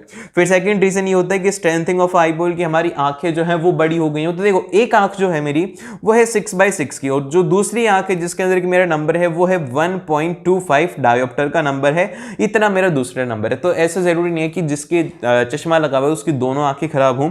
और इनफैक्ट कि पहले मेरी आंखों का जो नंबर था वो ज्यादा था, लेकिन अब ये जो नंबर है वो काफी ज्यादा रिड्यूस हो चुका है। अब इसके बाद में जो नेक्स्ट हम लोग बात करते हैं वो करते हैं हाइपरमेट्रोपिया। अब देखिए हाइपरमेट्रोपिया को हम लोग कहते हैं फार साइटेडनेस। इसमें क्या होता है कि आपने देखा होगा कि जो बुढ़े लोग होते हैं, जैसे कि आपने देखा होगा आपके पेरेंट्स या नहीं आपके ग्रैंड पेरेंट्स अगर कोई भी चीज़ पढ़ते हैं तो ऐसे थोड़ा दूर करके पढ़ते हैं, जो कि मैंने आपको स्टार्टिंग में बताया था। तो यही जो दूर करके पढ़ते हैं इसमें क्या होता है कि उनको पास की चीज़ें अच्छे से नहीं दिखती, उसको थोड़ा सा दूर करना पड़ता है। तो उनका जो फार पॉइंट है ना वो 25 सेंटीमीटर से आगे चला जाता है। तो इसीलिए हम लोग कहते हैं, इसकी डेफिनेशन में हम लोग कहेंगे कि affected person can see the far object clearly but can not see the nearby object. दूर की चीजें उनको क्लियर दिखती है लेकिन पास की चीजें क्लियरली नहीं दिखती हैं। And the point of eyes moves away. इसमें क्या होता है कि जो नियर पॉइंट है वो थोड़ा आगे चला जाता है, जिस वजह से उनको देखने में प्रॉब्लम आती है। And it the image form is behind the retina. Myopia के अंदर उसके आगे फॉर्म होती थी, लेकिन हाइपरमेट्रोपिया में क्या होता है उसके पीछे इमेज फॉर्म होती है। इसके कॉजेस क्या क्या हो सकते हैं? इसका सबसे फर्स्ट जो कॉज है कि focal length of eye lens becomes too long. जो आई लेंथ है उसकी जो फोकल लेंथ है वो काफी ज्यादा इंक्रीज हो गई है, तो वो एक इसका रीजन है। दूसरा रीजन ये है कि eyeball becomes too small, और जो हमारी आंखें हैं वो छोटी हो गई हैं। अगर आंखें छोटी होगी तो क्या होगी, इमेज तो वहीं पर ही फॉर्म होगी, लेंस वगैरह थोड़ी चेंज हुए, लेकिन आंखों की साइज छोटी होगी। तो इस केस के अंदर भी क्या होता है, ये भी एक तरीके का कॉज होता है हाइपरमेट्रोपिया का। अब इसका करेक्शन किस तरीके से होता है? इसका करेक्शन होता है कॉन्वेक्स लेंस को यूज करते हैं। एप्रोप्रिएट पावर का आपने देखा होगा कि जैसे कि मैं जब पिछली बार जब चश्मा बनवाया था तो उसने एग्जैक्टली ऐसा चश्मा लगाया था, फिर उसके बाद में वो अलग अलग डाल के देखता है। आप अगर किसी ने चश्मा देखी होगी तो वो देखा होगा कि वो पहले डालता है 0.25 का, फिर पूछता है कि उसको पढ़ो अच्छे से दिख रहा है, तो फिर आप बोलते हो कि हाँ। अगर नहीं दिख रहा है तो फिर वो और पावर इंक्रीज करता है। तो यही यहाँ पर की एक एप्रोप्रिएट पावर जिससे कि आप क्लियरली देख पाओगे, उसी को ही यहाँ पे क्या कहा जाता है, उसी को ही हम लोग कहते हैं कि एक जो एप्रोप्रिएट पावर का लेंस इसमें यूज करते हैं, जो कि कॉन्वेक्स लेंस होता है। अब देखिए इसको हम लोग समझते हैं डायग्राम से कि सबसे पहली जो मायोपिया मतलब हाइपरमेट्रोपिया, इसमें जो इमेज है वो देखो आंख के पीछे फॉर्म हो रही है और आंख जो है वो छोटी हो गई। और होना कैसे चाहिए था? होना इस तरीके से चाहिए था कि जो नियर पॉइंट है वो ऐसा होना चाहिए था, लेकिन इसमें क्या है कि जो नियर पॉइंट है वो उनका आगे शिफ्ट हो गया है, जिस वजह से जो इमेज है वो उनकी फॉर्म पीछे हो रही है। और इसका करेक्शन किस तरीके से होगा? कॉन्वेक्स लेंस को यूज किया जाता है, जिससे कि जो रेस हैं वो क्या होती है, कन्वर्ज होती है, फिर उसके बाद में फिर से और कन्वर्ज होती है, और जो इमेज है वो फिर से रेटिना के ऊपर फॉर्म होती है, फिर उसके बाद में वो अच्छे से उसको देख पाते हैं।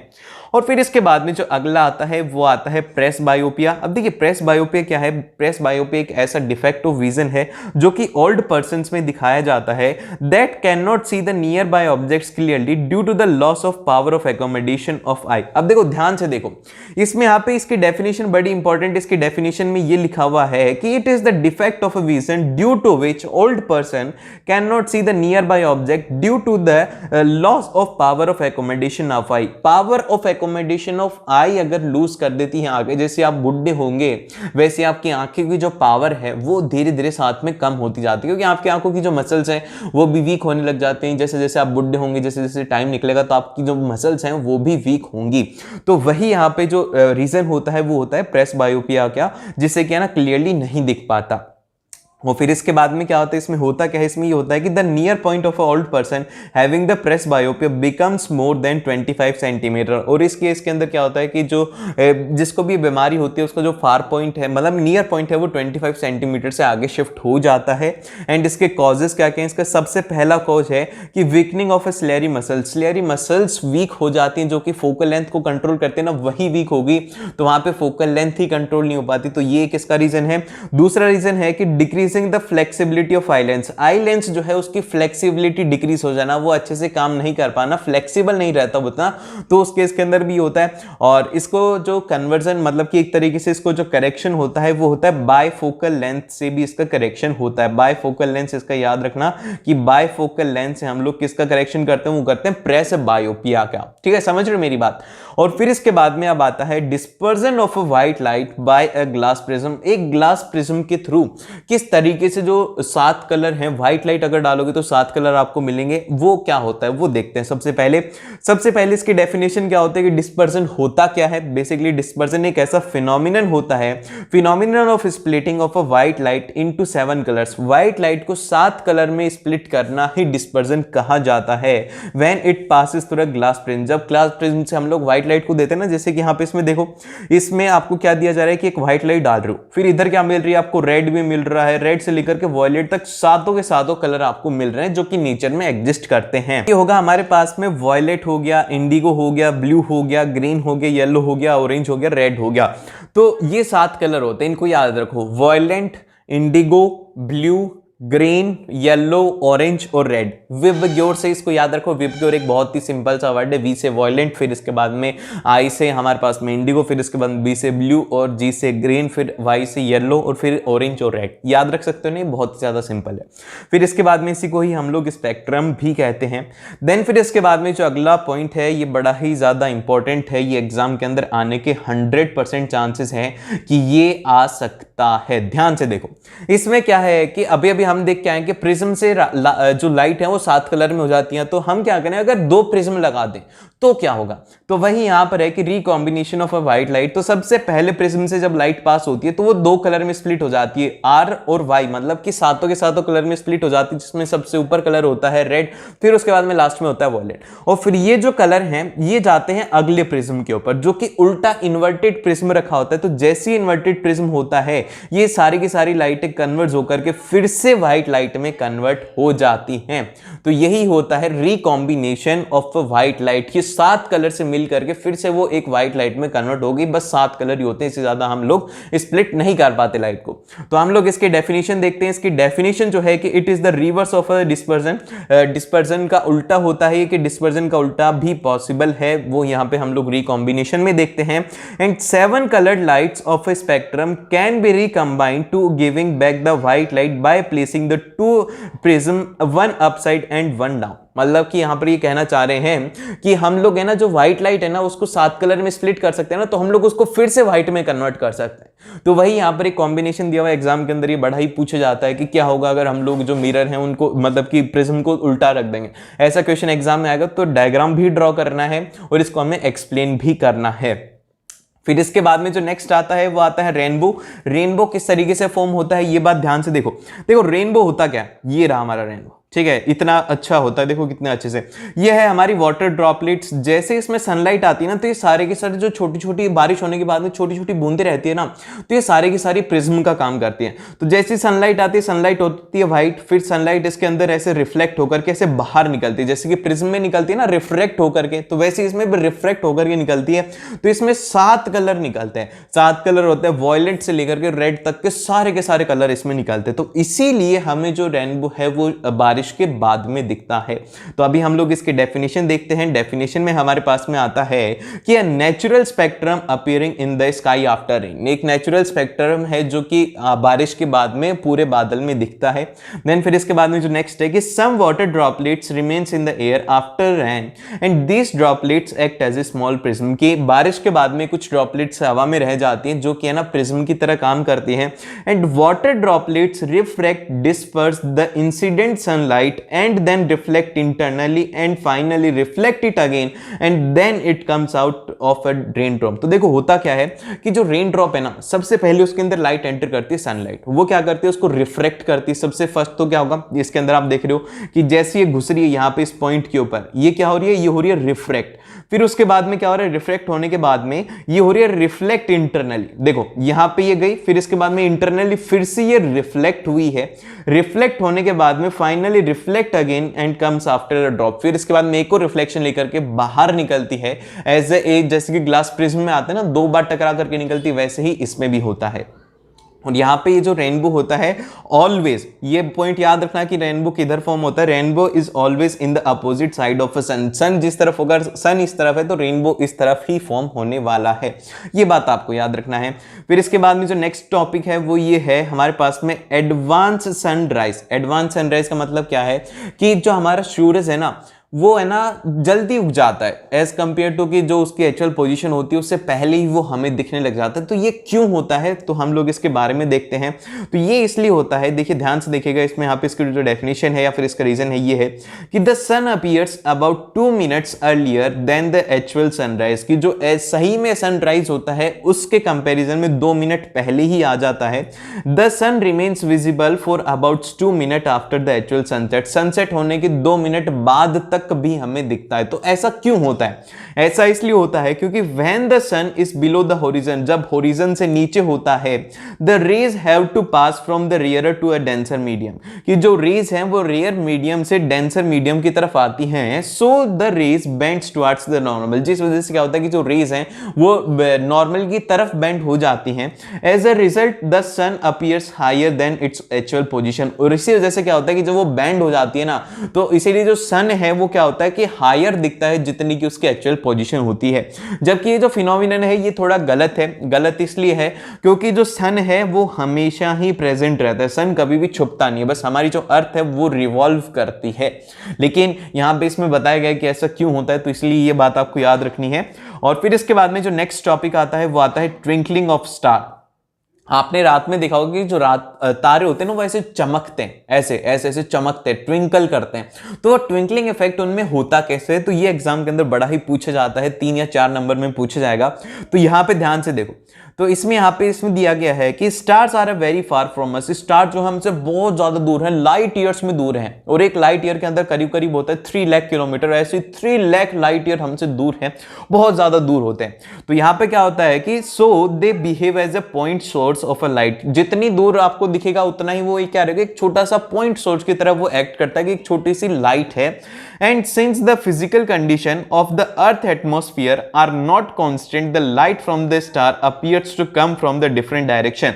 जैसे कि हमारा अर्थ है, इसके अंदर different different layers of atmosphere हैं। फिर उसके बाद में जैसे कि मान लो हमारी अर्थ है, तो अर्थ के ऊपर जब लाइट आ रही है ना तो उसको अलग अलग से आना होता है, फिर उसके बाद में उसमें रिफ्रेक्शन होता है, ऐसे होता है। तो ये इसीलिए क्या होता है कि हमें ना उसको अच्छे से देख नहीं पाते, क्योंकि हमारी अर्थ के अंदर एटमोस्फियर बहुत ही ज्यादा अलग अलग है। लेकिन वहीं पर अगर आप मान लो कि आप कभी चांद के ऊपर जाओ, आप में से कोई एस्ट्रोनॉट बनता है, तो वो देखेगा कि जो एक तरीके से चांद के ऊपर बैठ के आप देखोगे तो वहां पे तो कोई एटमॉस्फेयर है नहीं, तो वहां पर एटमॉस्फेयर नहीं है ना, तो आपको एक पॉइंट ही दिखेगा, बस एक पॉइंट दिखेगा आपको। ऐसे वो ट्विंकलिंग इफेक्ट वहां पे नहीं दिखेगा, क्योंकि वहां पे एटमॉस्फेयर नहीं है, तो रिफ्रेक्शन होगा। अगर रिफ्रेक्शन नहीं हो रहा तो क्या दिखेगा आपको, सिंपल सा एक स्टार ही दिखेगा, उसका कोई भी इफेक्ट नहीं दिखने वाला। ठीक है, समझ रहे हो मेरी बात। फिर इसके बाद में इसका अगला पॉइंट ये है कि it is the amount of the light coming from the star is a very due to the change in the refractive index of atmosphere. और जो लाइट है वो चेंज होती है क्योंकि रिफ्रेक्टिव इंडेक्स है वो चेंज होता है साथ में।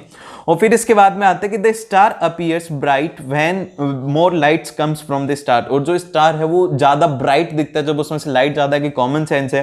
Reaches our eyes and the same star appears dull when the less amount of light reaches our eyes. और वहीं पर अगर उस स्टार से कम लाइट आ रही है तो वो थोड़ा डल दिखेगा, ज्यादा लाइट आ रही है तो वो ब्राइट दिखेगा, कम लाइट आ रही है तो वो डल दिखेगा। And this causes the twinkling of A star. और इसी वजह से क्या होता है, ट्विंकलिंग इफेक्ट होता है एक स्टार का।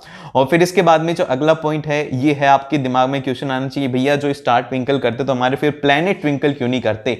तो आपने देखा है कभी प्लैनेट को देखा है, कभी देखना कि आप मैं बता रहा हूं कोई एक डेट होती है न्यूज़पेपर में देखना कि आपको है ना प्लैनेट्स कभी दिखाई देते हैं, एक टाइम होता है जिस टाइम के ऊपर आपको है ना सर्टन दिखाई देता है शायद, या फिर जुपिटर दिखाई देता है, तो वो देखना, कभी देखने का मौका मिले या फिर टेलीस्कोप हो तो उससे देखना कि जो हमारे प्लैनेट्स हैं वो क्यों नहीं ट्विंकल करते। तो वो तो थोड़ी सी दूर ही है ना, वो तो बस ज्यादा नहीं है, लाख किलोमीटर 2 लाख किलोमीटर दूर है अर्थ से, तो वो क्यों नहीं दिखते हमें ऐसे ट्विंकल करते हुए। तो इसके पीछे का रीजन ये होता है कि the planets are much closer to the earth. ये दो रीजन ये है कि वो बहुत ही ज्यादा पास में, वहीं पर जो है वो 3 लाख लाइट ईयर दूर है, ये लाखों किलोमीटर पे, वो लाखों लाइट ईयर दूर है, ठीक है, इतना ज्यादा दूर है, मतलब कि बहुत ही ज्यादा पास में, and are considered a collection of a many point size source of a light. और इनको एक कंसिडर किया जाता है, बहुत सारे पॉइंट, छोटे छोटे पॉइंट सोर्स ऑफ के लाइट्स हैं, बहुत ही ज्यादा बड़े हैं, ये बहुत ज्यादा बड़ा दिखता है, तो इनको क्या कर सकते हैं हम लोग, कलेक्शन बोल सकते हैं कि बहुत सारे पॉइंट्स का एक कलेक्शन है जो कि क्या कर रहे हैं कि एक लाइट का सोर्स है। और फिर इसके बाद में यहां पर आता है कि the total amount of a light entering from our eye and all the individual point sized source will be average out to a zero. और इससे क्या होता है कि जो टोटल अमाउंट ऑफ आई हमारी आंखों में एंटर करती है हर एक इंडिविजुअल पॉइंट से, वो इक्वली हो जाती है, जीरो हो जाती है, ऐसा कोई भी इफेक्ट ज्यादा जनरेट नहीं होता है, and thereby nullifying the twinkling effect. और इस वजह से क्या होता है कि इससे जो इसका इफेक्ट है वो एकदम से ही कंप्लीटली हो जाता है, ट्विंकल हो ही नहीं पाता, क्योंकि सारी की सारी लाइट एक बार में आ रही है और एक साथ आ रही है, तो इससे कोई भी इफेक्ट ही जनरेट नहीं होता। देन फिर इसके बाद में जो नेक्स्ट आता है वो आता है कलर ऑफ स्काई जो है वो ब्लू क्यों है, आसमान हमारा ब्लू क्यों है, ये रेड क्यों नहीं है, ये वॉयलेट क्यों नहीं है, या फिर ये टोर्टोइज पिंक क्यों नहीं है, ऐसा क्यों नहीं है ये। तो ब्लू होने के पीछे का एक बहुत ही अच्छा रीजन है, वो ये है कि the upper layer of atmosphere contains the very small particle. हमारी जो अपर लेयर है ना एटमॉस्फेयर की, उसमें बहुत ही ज्यादा स्मॉल स्मॉल पार्टिकल्स हैं, वाटर वेपर्स हैं, गैसेज हैं, and these particles are the more effective in scattering of a light of a shorter wavelength. और ये जो पार्टिकल्स, छोटे पार्टिकल्स है, तो क्या करते हैं, शॉर्टर जो वेवलेंथ होती है उनको स्कैटर कर देते हैं, जल्दी से ऐसे स्कैटर कर देते हैं। तो स्कैटर करने से क्या होता है, अब सबसे कम वेवलेंथ किसकी, सबसे कम वेवलेंथ है यहाँ पे ब्लू की, सो blue colour also appears blue. सबसे ज्यादा जो स्कैटर होता है वो होता है ब्लू कलर, इसीलिए जो हमारा स्काई है वो ब्लू कलर का अपीयर होता है। देन फिर इसके बाद में जो नेक्स्ट है वो ये है कि हमारे जो डेंजर साइन होते हैं वो रेड कलर का क्यों होता है। आपने देखा होगा, मैं तो जब पहले था मेरे को ये रीजन नहीं पता था, मैं तो इसलिए सोचता था क्योंकि जो ब्लड होता है ना रेड कलर का होता है, और डेंजर का मतलब होता है कि अगर आप इसके पास में जाओगे तो आपकी मौत हो जाएगी, खून निकल जाएगा, तो इसीलिए मैं ये सोचता था कि रेड कलर का होता है। लेकिन इसके पीछे का एक जो रीजन है वो ये होता है कि जो रेड कलर है ना, the red is an the least scattered colour. सबसे कम स्कैटर होने वाला अगर कोई कलर है तो वो है रेड कलर, और सबसे ज्यादा जो सबसे ज्यादा होने वाला है, मतलब कम होने वाला रेड है, सबसे ज्यादा होने वाला ब्लू है। And it is the least scatter by the fog and the smoke can be seen in the same colour over a long distance. ये सबसे कम स्कैटर होता है ना, तो अगर मान लो कि फॉग है या फिर कोई स्मोक है तो ये कम स्कैटर होगा, आपको दूर से दिख जाएगा। अगर कोई बोर्ड लगा रखे, जैसे कि यहाँ पे मैं पीछे अगर कोई रेड कलर का रख दूं तो आपको दूर से ही दिख जाएगा, वहीं पर ही एज कंपेयर टू मैं ब्लू का रखूंगा, ब्लू उतना ज्यादा अच्छे से आपको नहीं दिखेगा। क्यों नहीं दिखेगा, क्योंकि जो ब्लू है वो क्या हो जाएगा, सबसे स्कैटर हो जाएगी उसकी लाइट यहां से आने वाली, और उसके बीच में मैं स्प्रे कर दूं तो फिर वो बिल्कुल भी नहीं दिखेगा। लेकिन वहीं पर ही रेड है, उसके बीच में स्प्रे भी कर दूंगा ना तो भी वो आपको दिखेगा। क्यों दिखेगा, क्योंकि जो रेड कलर है वो सबसे कम स्कैटर होता है। और फिर इसके बाद में इसीलिए so the danger signs are made in red colour, इसीलिए रेड कलर में बनाई जाती है। ये रीजन नहीं होता कि खून होता है इसीलिए बनाए। अभी इसके बाद में आता है इलेक्ट्रिक करंट। देखो इलेक्ट्रिसिटी जो चैप्टर है वो बहुत ही ज्यादा आप लोगों के लिए इंपॉर्टेंट चैप्टर है। इसमें जो फॉर्मुलाज हैं वो बहुत ही ज्यादा इंपॉर्टेंट है। इसके कंसेप्ट समझ जाओ तो आपको फॉर्मुलाज लगा करके न्यूमेरिकल सॉल्व करने में कोई भी टाइम नहीं लगेगा। तो देखो सबसे फर्स्ट अगर मैं आपको बताऊं कि इलेक्ट्रिक करंट या फिर इलेक्ट्रिसिटी है, इसके नोट्स मैंने थोड़े से अलग बनाए। आप देख रहे हो कि हैंड रिटन नोट्स है, तो बताना कि आपको कौन से नोट्स ज्यादा अच्छे लगते हैं। एक तो वो टाइप्ड नोट्स हैं या फिर ये हैंड रिटन नोट्स है, कौन सा वाले ज्यादा अच्छे लगते हैं उसी में आपको मिलेगा। ठीक है, तो सबसे फर्स्ट हम लोग बात कर रहे हैं कि इलेक्ट्रिक करंट होता क्या है। इलेक्ट्रिक करंट क्या होता है, तो basically it is the amount of the charge flow through the conductor in a unit time. की मतलब एक कंडक्टर, जैसे कि कंडक्टर है, इसमें से कितना अमाउंट ऑफ चार्ज फ्लो हो रहा है एक यूनिट टाइम में। यूनिट कितना हो सकता है, 1 सेकंड भी हो सकता है, 1 मिनट भी हो सकता है, यूनिट टाइम कितना भी हो सकता है, लेकिन हम लेंगे यूनिट टाइम को सेकंड्स में। ठीक है, तो यहां पर एक यूनिट टाइम जो कि सेकंड है, 1 सेकंड के अंदर इसमें से कितना चार्ज फ्लो हुआ, क्योंकि ये कंडक्टर है तो इसको हम लोग कह देंगे इतना चार्ज फ्लो हुआ इतने सेकंड में, तो उसको हम बोल देंगे इलेक्ट्रिक करंट। और इसका जो फॉर्मूला रहता है हमारे पास में वो रहता है di is equal to D Q by D T is equal to, हम बोल देंगे कि आई जो है करंट है वो है एम्पियर, इसकी यूनिट होती है, is equal to coulomb per second, कि इतना जो कूलम चार्ज फ्लो हुआ था एक सेकेंड में, और इसकी जो ऐसा यूनिट है हमारे पास में वो रहती है इलेक्ट्रिक करंट की, वो होती है एम्पियर, इसकी ऐसा यूनिट होती है। एग्जाम के अंदर क्वेश्चन ये आएगा कि डिफाइन 1 एम्पियर, 1 एम्पियर को डिफाइन करो कि क्या होता है। तो ध्यान से सुनो, हम लोग 1 एम्पियर को डिफाइन करते हैं कि आपको है ना आई की वैल्यू 1 चाहिए, तो क्या करो कि कूलम्ब की वैल्यू भी 1 कर दो और टाइम की वैल्यू भी 1 कर दो। तो आप इसको फिर डिफाइन ऐसे करोगे कि भैया हमने अभी भी कहा था कि जो इलेक्ट्रिक करंट है वो ये होता है कि इस कंडक्टर में से कितना चार्ज फ्लो किया था कितने टाइम में, तो आप बोलेंगे भैया 1 चाहिए ना, तो 1 कूलम चार्ज को फ्लो करवा दो 1 सेकंड में, तो इसके अंदर जो इलेक्ट्रिक करंट फ्लो होगा ना वो हो जाएगा 1 एम्पियर। कितना स्मार्ट जवाब दिया तुमने, अरे बहुत जीनियस हो यार तुम। तो यहां पे हम लोग इसका आंसर अब लिखेंगे कि when 1 coulomb of a charge flow through a conductor in 1 second, 1 coulomb of charge flow करता है किसी भी कंडक्टर में 1 सेकंड में, तो वहां पर जो इलेक्ट्रिक करंट है वो हो जाता है 1 एम्पियर। और फिर इसके बाद में अगला जो आता है कि एमीटर क्या होता है। Ammeter is a instrument used to measure the electric current, कि कितना इलेक्ट्रिक करंट फ्लो हो रहा है उसको मेजर करने के लिए जो इंस्ट्रूमेंट यूज में लेते हैं उसको कहते हैं हम लोग ammeter. And it is connected in the circuit in series, series के अंदर उसको कनेक्ट किया जाता है। ये याद रखना कि सीरीज के अंदर हम लोग किसको कनेक्ट करते हैं, वो करते हैं एमीटर को। और फिर इसके बाद में जो गैल्वेनोमीटर होता है, गैल्वेनोमीटर भी ये जो हमारा इलेक्ट्रिक करंट है इसको मेजर करता है, लेकिन ये काम अलग करता है कि डायरेक्शन को भी बताता है कि किस तरफ फ्लो कर रहा है। जैसे कि अगर मान लो कि ये करंट फ्लो कर रहा है, अगर इधर फ्लो कर रहा होगा ना तो ये इस तरफ डिफ्लेक्शन देगा, और अगर ये इधर फ्लो कर रहा होगा तो इस तरफ डिफ्लेक्शन देगा। तो ये डिफ्लेक्शन देकर के बताता है, कौन बताता है, वो बताता है गैल्वेनोमीटर कि इतना अमाउंट ऑफ करंट फ्लो हो रहा है इधर या फिर इधर। ठीक है, समझ रहे हो मेरी बात। और फिर इसके बाद में जो नेक्स्ट आता है वो आता है हमारे पास में ये पोटेंशियल डिफरेंस क्या होते हैं। बेसिक चीजें बहुत ही ज्यादा इंपॉर्टेंट। मैंने ज्यादा बड़े नोट्स नहीं बनाए, मैंने बनाए ऐसे नोट्स की जिससे ना तुम्हारा रिवीजन हो जाए और कुछ भी छूटे भी ना। अच्छी बात है ना कि आपका रिवीजन भी हो रहा है और आप कुछ छोड़ भी नहीं रहे, तो बहुत अच्छा है। तो सबसे फर्स्ट अगर हम लोग बात करें पोटेंशियल डिफरेंस क्या होता है, तो बेसिकली पोटेंशियल डिफरेंस होता है कि the amount of a work done it to move a charge from one point to other point. अब इसका मतलब क्या भैया, देखो कि ये एक पॉइंट है, मान लो कि ये पॉइंट है और इसके ऊपर मैंने क्या रख दिया, एक चार्ज। देखो ये हो गया हमारा क्या है, ये है एक चार्ज है जो कि हमारे क्या है, एक ए पॉइंट के ऊपर है। अब ये बोल रहा है कि मेरे को पॉइंट बी के ऊपर जाना है, तो मैं क्या करूंगा, इसको यहां से ऐसे लेकर के जाऊंगा, तो यहां पे क्या हुआ, मेरा हाथ मूव किया, तो यहां पे कुछ ना कुछ एक वर्क डन हुआ। तो यही जो वर्क डन होता है एक चार्ज को एक पॉइंट से दूसरे पॉइंट तक ले जाने के लिए, उसी को ही हम लोग कहते हैं, क्या कहते हैं, उसको कहते हैं हम लोग पोटेंशियल डिफरेंस उसका चार्ज के लिए। तो इसका जो फॉर्मूला होता है वो होता है V is equal to Q by W by Q होता है, यहाँ पर W वर्क डन होता है, डिवाइड बाय में चार्ज होता है, और इसकी जो ऐसा यूनिट होती है वो होती है वोल्ट। क्या होती है, वोल्ट इसकी ऐसा यूनिट होती है जिसको कि हम लोग डिनोट करते हैं कैपिटल V से। और फिर इसके बाद में इसके लिए जो डिवाइस यूज में ली जाती है उसका नाम होता है volt meter connected in parallel. ये आ गई ना बात भैया, पैरेलल के अंदर आपको कनेक्ट करना है इसको, क्योंकि इसका जो रेजिस्टेंस है वो बहुत ही ज्यादा हाई होता है, जिस वजह से हम लोग इसको क्या करते हैं कि पैरेलल में कनेक्ट करते हैं, जिससे कि जो इसका इक्विवेलेंट रेजिस्टेंस है वो कम हो जाए। ठीक है, और फिर इसके बाद में अगला जो है वो है हमारे पास में आता है ओम्स लॉ।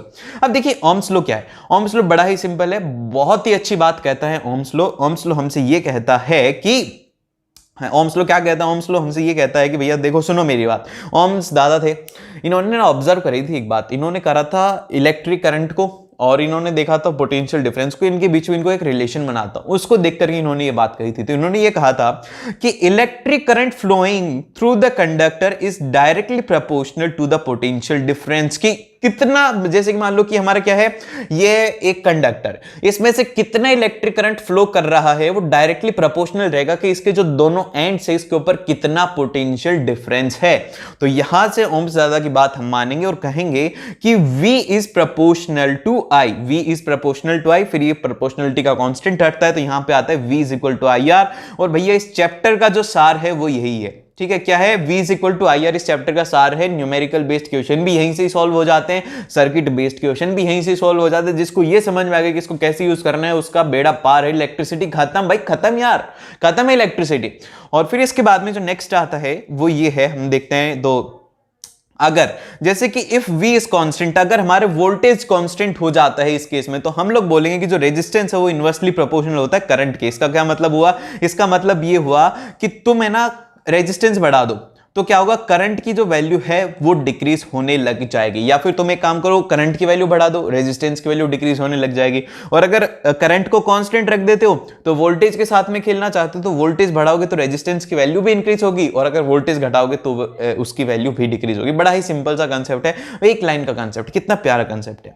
फिर इसके बाद में जो नेक्स्ट आता है वो आता है रेजिस्टेंस। अब देखिए रेजिस्टेंस क्या होता है, रेजिस्टेंस क्या होता है, जैसे कि मैं आपको बताऊं कि आप एक रूम में हो, ठीक है, उस रूम के अंदर ऑलरेडी 100 बच्चे हैं और आपको ये गेट है और इस गेट से उस गेट के ऊपर जाना, अब बीच में 100 बच्चे हैं, तो आप कैसे जाओगे, आप हर एक से टकराओगे और एकदम से क्लोजली पैक आप टकराओगे, ठीक है, टकराओगे। और वहीं पर अगर वो खाली रूम होता आप उसमें भाग जाते, सीधे भाग जाते ऐसे, ठीक है। तो अब यहां पर क्या होता है कि आपने एक तरीके से टकरा रहे हो, तो इसी तरीके से क्या होता है कि ये जो कंडक्टर है इसके अंदर बहुत सारे इलेक्ट्रॉन्स है। अब जैसे हम लोग नए इलेक्ट्रॉन को फ्लो करवाते हैं ना, तो इसके अंदर वाले इलेक्ट्रॉन आपस में ना एक दूसरे से झगड़ते हैं, एक दूसरे से मुक्केबाजी करते हैं, एक दूसरे से लड़ते हैं। तो वो जो लड़ते हैं, वो जो एक तरीके से उसको बोलते हैं कि भाई तू नहीं जा सकता, वही यहां पर होता है रेजिस्टेंस। रेजिस्टेंस मतलब होता है कि किसी को नहीं जाने देना, कि इलेक्ट्रिक करंट को फ्लो करने में जितना रेजिस्टेंस आ रहा है उसी को ही कहा जाता है रेजिस्टेंस। तो यहां पे हम लोग इसकी डेफिनेशन देखते हैं कि it is the property of a conductor by virtue of it it oppose or resist the flow of charge, जिसकी वजह से ये जो चार्ज को फ्लो हो रहा है इसमें से उसको अपोज करता है, नहीं जाने दूंगा मैं तुझे, नहीं जाने दूंगा, ठीक है, इस तरीके से, ठीक है। और फिर इसके बाद में नेक्स्ट आता है यहां पे क्वेश्चन, इससे यही नहीं आएगा, क्वेश्चन इससे आएगा यहां पे, ठीक है। देखो मैं बता देता हूं भैया, मैं क्वेश्चन बता रहा हूं ना, बड़ा ही इंपॉर्टेंट है। तो सबसे पहले तो इसका फॉर्मूला हो जाएगा R is equal to V upon में I होता है इसका फॉर्मूला, और इसकी जो SI यूनिट होती है वो होती है ओम, और इसको हम लोग लिख देते हैं वोल्ट मीटर। देखो ये जो है ये थोड़ा ध्यान में रखना, क्योंकि देखो इस बार जो CBSE का सैंपल पेपर था ना, सैंपल पेपर में ये क्वेश्चन आया था। क्या आया था, सैंपल पेपर में ये क्वेश्चन आया था, इसी से रिलेटेड था, वोल्ट एम्पेयर पूछा गया था और बच्चे बहुत सारे कंफ्यूज हो गए थे। तो इसलिए ध्यान रखना कि जो हमारा रेजिस्टेंस है उसकी एक यूनिट ये भी होती है वोल्ट एम्पेयर, ठीक है। तो हम लोग यहाँ पे डिफाइन करते हैं कि सबसे फर्स्ट की 1 ओम कितना होता है, 1 ओम कितना होता है। तो यहाँ पे आता है कि 1 ओम मतलब कि 1 ओम को हम ऐसे डिफाइन करेंगे कि जैसे कि R is equal to V upon में है, तो आप वोल्ट की वैल्यू को 1 सेट कर दो, एम्पेयर की वैल्यू को 1 सेट कर दो, तो रेजिस्टेंस उसके अंदर 1 हो जाएगा। तो आप ये बोलेंगे कि when 1 volt of potential difference is applied and the 1 ampere of current is flown through the circuit, then the resistance is 1 ohm। देखो ये है एक कंडक्टर है, आपने क्या किया कि इसका ये एंड और इसका ये एंड पकड़ा और इसके ऊपर 1 वोल्ट का आपने पोटेंशियल डिफरेंस लगा दिया, और इसके अंदर से करंट जब 1 एम्पियर फ्लो कर रहा है तो इसका जो रेजिस्टेंस रहेगा वो कितना रहेगा, वो रहेगा 1 ओम इसका रेजिस्टेंस रहेगा। ये याद रखना 1 वोल्ट को कैसे डिफाइन करना है, 1 एम्पियर को कैसे डिफाइन करना है, और उसी के साथ में 1 ओम को कैसे डिफाइन करना है। ये 1 वाली जो यूनिट है ये बहुत बार एग्जाम के अंदर वेरी शॉर्ट आंसर में आएंगी, और तुम तो अभी समझ ही गए, तुम तो ऐसा लिख के आओगे कि टीचर बोलेगा अरे भाई क्या पढ़ के आया यार, किससे पढ़ के आया तू, बस नाम बता दे मैं भी उससे पढ़ूंगा। बता रहा हूं, समझ रहे हो मेरी बात। और फिर इसके बाद में जो नेक्स्ट है वो ये है हमारे कि factor on which the resistance depends, ऐसे फैक्टर जिनके ऊपर ये रेजिस्टेंस डिपेंड करता है।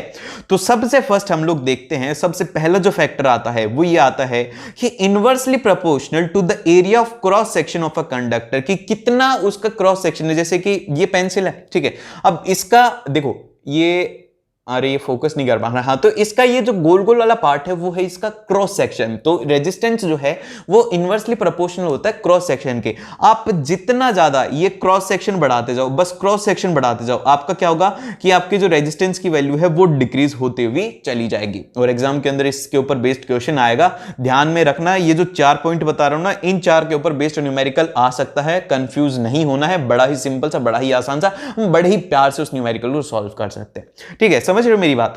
फिर इसके बाद में जो नेक्स्ट आता है, नेक्स्ट हमारे पास में ये रहेगा कि it is directly proportional to the length of conductor. दूसरा ये है कि लेंथ के डायरेक्टली प्रोपोर्शनल होता है, आप जितना ज्यादा उसकी लेंथ इंक्रीज करोगे उतना ही उसका रेजिस्टेंस भी साथ में इंक्रीज होगा। R is proportional to L।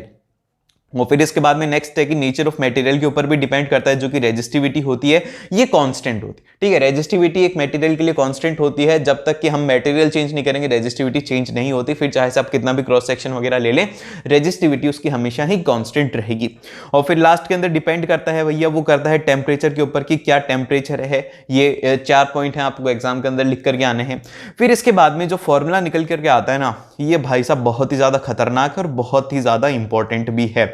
R is equal to rho L by A, मेरे साथ बोलो, R is equal to rho L by A, rho L by A.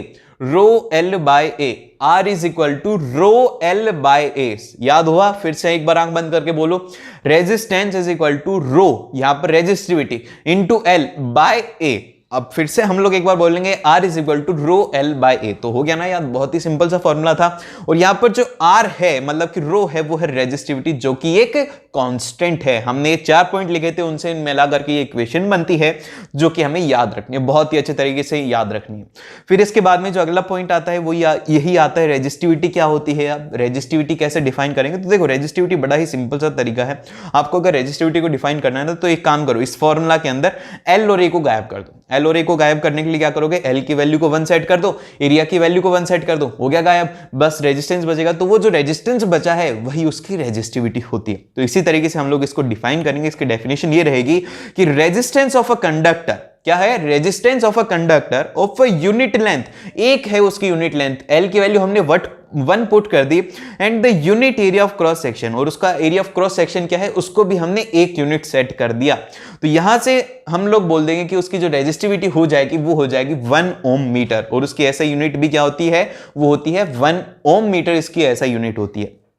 अब इसके बाद में एक और जो बात आपको ध्यान रखने वाली वो ये है कि resistivity is inversely proportional to conductivity. अब इसका क्या मतलब हुआ, इसका मतलब ये हुआ कि जो जितना ज्यादा कंडक्ट करेगा ना, उसकी रेजिस्टिविटी उतनी ही ज्यादा कम होगी। अब रेजिस्टिविटी कम है तो उसका रेजिस्टेंस भी कम होगा, रेजिस्टेंस कम है तो वो अच्छे से कंडक्ट कर पाएगा। ये बात ध्यान से समझो कि रेजिस्टिविटी का मतलब ये होता है कि वो करंट को अपने अंदर से फ्लो नहीं होने देता, कंडक्टिविटी का मतलब ये होता है कि कितनी अच्छे से वो फ्लो हो पाएगा। तो ये दोनों इनवर्सली प्रोपोर्शनल हुआ है ना, अगर कोई अच्छे से फ्लो कर पाएगा तो उसकी रेजिस्टिविटी कम होगी, उसकी कंडक्टिविटी ज्यादा होगी। ये ध्यान में रखना है आपको। फिर इसके बाद में जो अगला पॉइंट आता है हमारे पास में, वो आता है भैया सीरीज कॉम्बिनेशन। सीरीज कॉम्बिनेशन बहुत ही ज्यादा आसान है। इसको आपको कैसे देखना है, इसको ऐसे देखना है कि है ना, ये एक अंगुली है, ये एक रजिस्टर है, फिर एक दूसरा रजिस्टर है, ये अगर ऐसे मिल रहे हैं, ठीक है, ऐसे मिल रहे हैं, फिर तीसरा रजिस्टर भी यहां पर ऐसे मिल रहा है, तो अगर इनके पॉइंट्स हैं, जैसे कि ये पॉइंट है, ये पॉइंट है, ये पॉइंट है, ये सारे के सारे पॉइंट अगर मिल रहे हैं और एक कॉमन पॉइंट बना रहे, जैसे कि स्टार्टिंग पॉइंट इसका ये है और एंडिंग पॉइंट इसका ये है, ये क्या है, ये है इसका स्टार्ट, और ये क्या है, ये है इसका एंड। तो एक स्टार्ट है और एक ही एंड पॉइंट है, तो इस केस के अंदर आप लोग देखना कि उसके बीच में सारे सारे रेजिस्टेंस कनेक्टेड हैं, एक के बाद एक के बाद एक। और इनके अंदर जैसे कि एक बात जरूर से याद रखना है, इसमें आपको कंफ्यूजन होगा स्टार्ट और एंड में, आपको ये जरूर से देखना है, देखो कि ये जो स्टार्ट और एंड है ना, इनमें सिर्फ और सिर्फ एक तो लास्ट वाला कनेक्टेड होना चाहिए और एक फर्स्ट वाला कनेक्टेड होना चाहिए। अब देखो स्टार्ट के अंदर अगर आप देखोगे तो यहां पर जो R1 है उसी का ही एक टर्मिनल कनेक्टेड और इसके अलावा कोई भी कनेक्टेड नहीं है, और वहीं पर ही जो R3 है वो लास्ट के अंदर कनेक्टेड, और बीच में इनका स्टार्ट और एंड पॉइंट से कोई भी रिलेशन नहीं है। तो ऐसा जो कॉम्बिनेशन होता है वो होता है सीरीज कॉम्बिनेशन, ठीक है। अब इसमें क्या होता है, इसमें ये होता है कि आपके पास में ना करंट इसमें है ना सेम रहता है, इसके अक्रॉस जो पोटेंशियल डिफरेंस है वो अलग अलग होता है। तो हम लोग इसमें लिखते हैं कि V is equal to V1 plus V2 plus V3, जो कि हम लोग ओम्स लॉ से लगा देते हैं। V is equal to IR से हम लोग इसको लिख सकते हैं, मतलब ये इक्वेशन लगा करके अगली वाली इक्वेशन लिखेंगे, जो कि हो जाएगी IR equivalent is equal to IR1 IR2 plus of IR3। R इक्विवेलेंट का मतलब होता है इक्विवेलेंट रेजिस्टेंस की, इन सभी का मिला करके रेजिस्टेंस कितना होगा। बहुत सारे बच्चों ने पिछली बार पूछा था REQ मतलब क्या होता है, तो इसका मतलब होता है इक्विवेलेंट रेजिस्टेंस। यहां पे हम लोग इक्विवेलेंट रेजिस्टेंस को लिखेंगे कि R equivalent is equal to R1 plus R2 plus R3। ठीक है, समझ रहे हो मेरी बात, बहुत ही सिंपल है। इसमें ये पॉइंट्स ध्यान में रखने हैं, दिमाग में रखना है। सबसे पहला जो पॉइंट है वो ये है कि R equivalent is always greater than any individual resistance. चाहे से कितने भी रेजिस्टेंस हो, उसका जो R इक्विवेलेंट है वो हमेशा ही ज्यादा रहने वाला है। याद रखना बात कि R equivalent is always greater than any individual resistance. अगर 5-5-5-5 ओम के हैं तो उनका जो इक्विवेलेंट रेजिस्टेंस है वो ज्यादा रहेगा। अगर एग्जाम के अंदर आपका आंसर ज्यादा आ रहा है तो इसका मतलब कुछ तो गड़बड़ है, उसी टाइम पर चेक करना दया कि कहीं तुमने कोई गलती तो नहीं कर दी। अगर गलती कर दोगे तो अच्छी बात नहीं है, तो ध्यान से देखना उस टाइम। और फिर इसके बाद में जो नेक्स्ट आता है वो ये आता है कि for the maximum resistance it must be connected in series. और एक मैक्सिमम रेजिस्टेंस के लिए आपको उनको कनेक्ट कैसे करना होता है, उनको कनेक्ट करना होता है सीरीज में। समझ रहे मेरी बात, सीरीज के अंदर कनेक्ट कब करेंगे, जब हमें मैक्सिमम रेजिस्टेंस चाहिए होगा। और इस केस के अंदर क्या होता है कि every resistance will have the same current and different potential difference. सभी के अक्रॉस करंट सेम रहेगा, लेकिन जो पोटेंशियल डिफरेंस है वो सभी के अक्रॉस अलग अलग रहेगा। और फिर इसके बाद में अगला जो पॉइंट आता है वो आता है हमारे पास में पैरेलल कॉम्बिनेशन। पैरेलल कॉम्बिनेशन में ध्यान से देखो, जो स्टार्ट और एंड पॉइंट वाला है वो आपको यहां पे समझ में आएगा कि देखो ये है स्टार्ट, ठीक है, यहां पे मैं लिख देता हूं, ये क्या है, ये है हमारा स्टार्ट पॉइंट और ये जो पॉइंट है ये है हमारा एंड पॉइंट। अब देखो इसके अंदर अगर R1 को देखेंगे तो R1 पे क्या हो रहा है, एंड पॉइंट से कनेक्ट हो रहा है और जो R1 है वो स्टार्ट पॉइंट से भी कनेक्ट हो रहा है। इसी तरीके से R2 भी कनेक्ट हो रहा है, इसी तरीके से R3 भी कनेक्ट हो रहा है। मतलब क्या, मतलब ये कि अगर स्टार और एंड पॉइंट से सारे के सारे रेजिस्टर आकर के कनेक्ट हो रहे हैं तो इस केस के अंदर जो हमारा रेजिस्टेंस है वो रहेगा पैरेलल कॉम्बिनेशन। समझ रहे हो कि अगर स्टार्टिंग और एंडिंग पॉइंट के ऊपर आकर के सारे रेजिस्टेंस मिल रहे हैं और इनका एंड पॉइंट एक साथ आ रहा है और उनका स्टार्ट पॉइंट एक साथ आ रहा है, तो ऐसा जो कॉम्बिनेशन होता है वो किस में होता है, वो होता है पैरेलल कॉम्बिनेशन में। अब इससे रिलेटेड कुछ बातें हैं जो कि आपको ध्यान रखनी है। सबसे फर्स्ट तो इसके अंदर जो है हमारे पास में पोटेंशियल डिफरेंस सभी के अक्रॉस सेम रहेगा, तो हमारी जो इक्वेशन बनेगी अब वो ये बनेगी, I is equal to I1 plus I2 plus I3। फिर ओम्स लॉ लगाएंगे, V is equal to IR से I को इधर लिया, V बाय R आ गया और फिर इसके बाद में हम लोग लिख देंगे V upon R equivalent is equal to VR1 upon में VR2 प्लस ऑफ VR3। ठीक है, V से V कैंसिल आउट हो गया, हमारे पास में इक्वेशन बनेगी IR1 IR2 plus of IR3। ठीक है, ध्यान से देखो, एग्जाम के अंदर गलती क्या करोगे, गलती तुम ये करोगे कि तुम है ना आंसर तो निकालोगे लेकिन उसको उल्टा नहीं करोगे। तो ये ध्यान रखना कि भैया ने कहा था, क्या कहा था भैया ने ये कहा था कि तुम्हें लास्ट के अंदर आंसर को रिवर्स कर देना, बस उल्टा कर देना। अगर 1/2 आ रहा है तो एक बार देख लेना कहीं 2/1 तो नहीं हो जाएगा। ठीक है, ये गलती होती है बहुत बार, मेरे से भी बहुत बार हुई थी एग्जाम में, जब मैं सॉल्व करता था न्यूमेरिकल तो हो जाती है, तो ये देखना। अब इसके बाद में इससे रिलेटेड कुछ वेरी वेरी इंपॉर्टेंट पॉइंट्स हैं।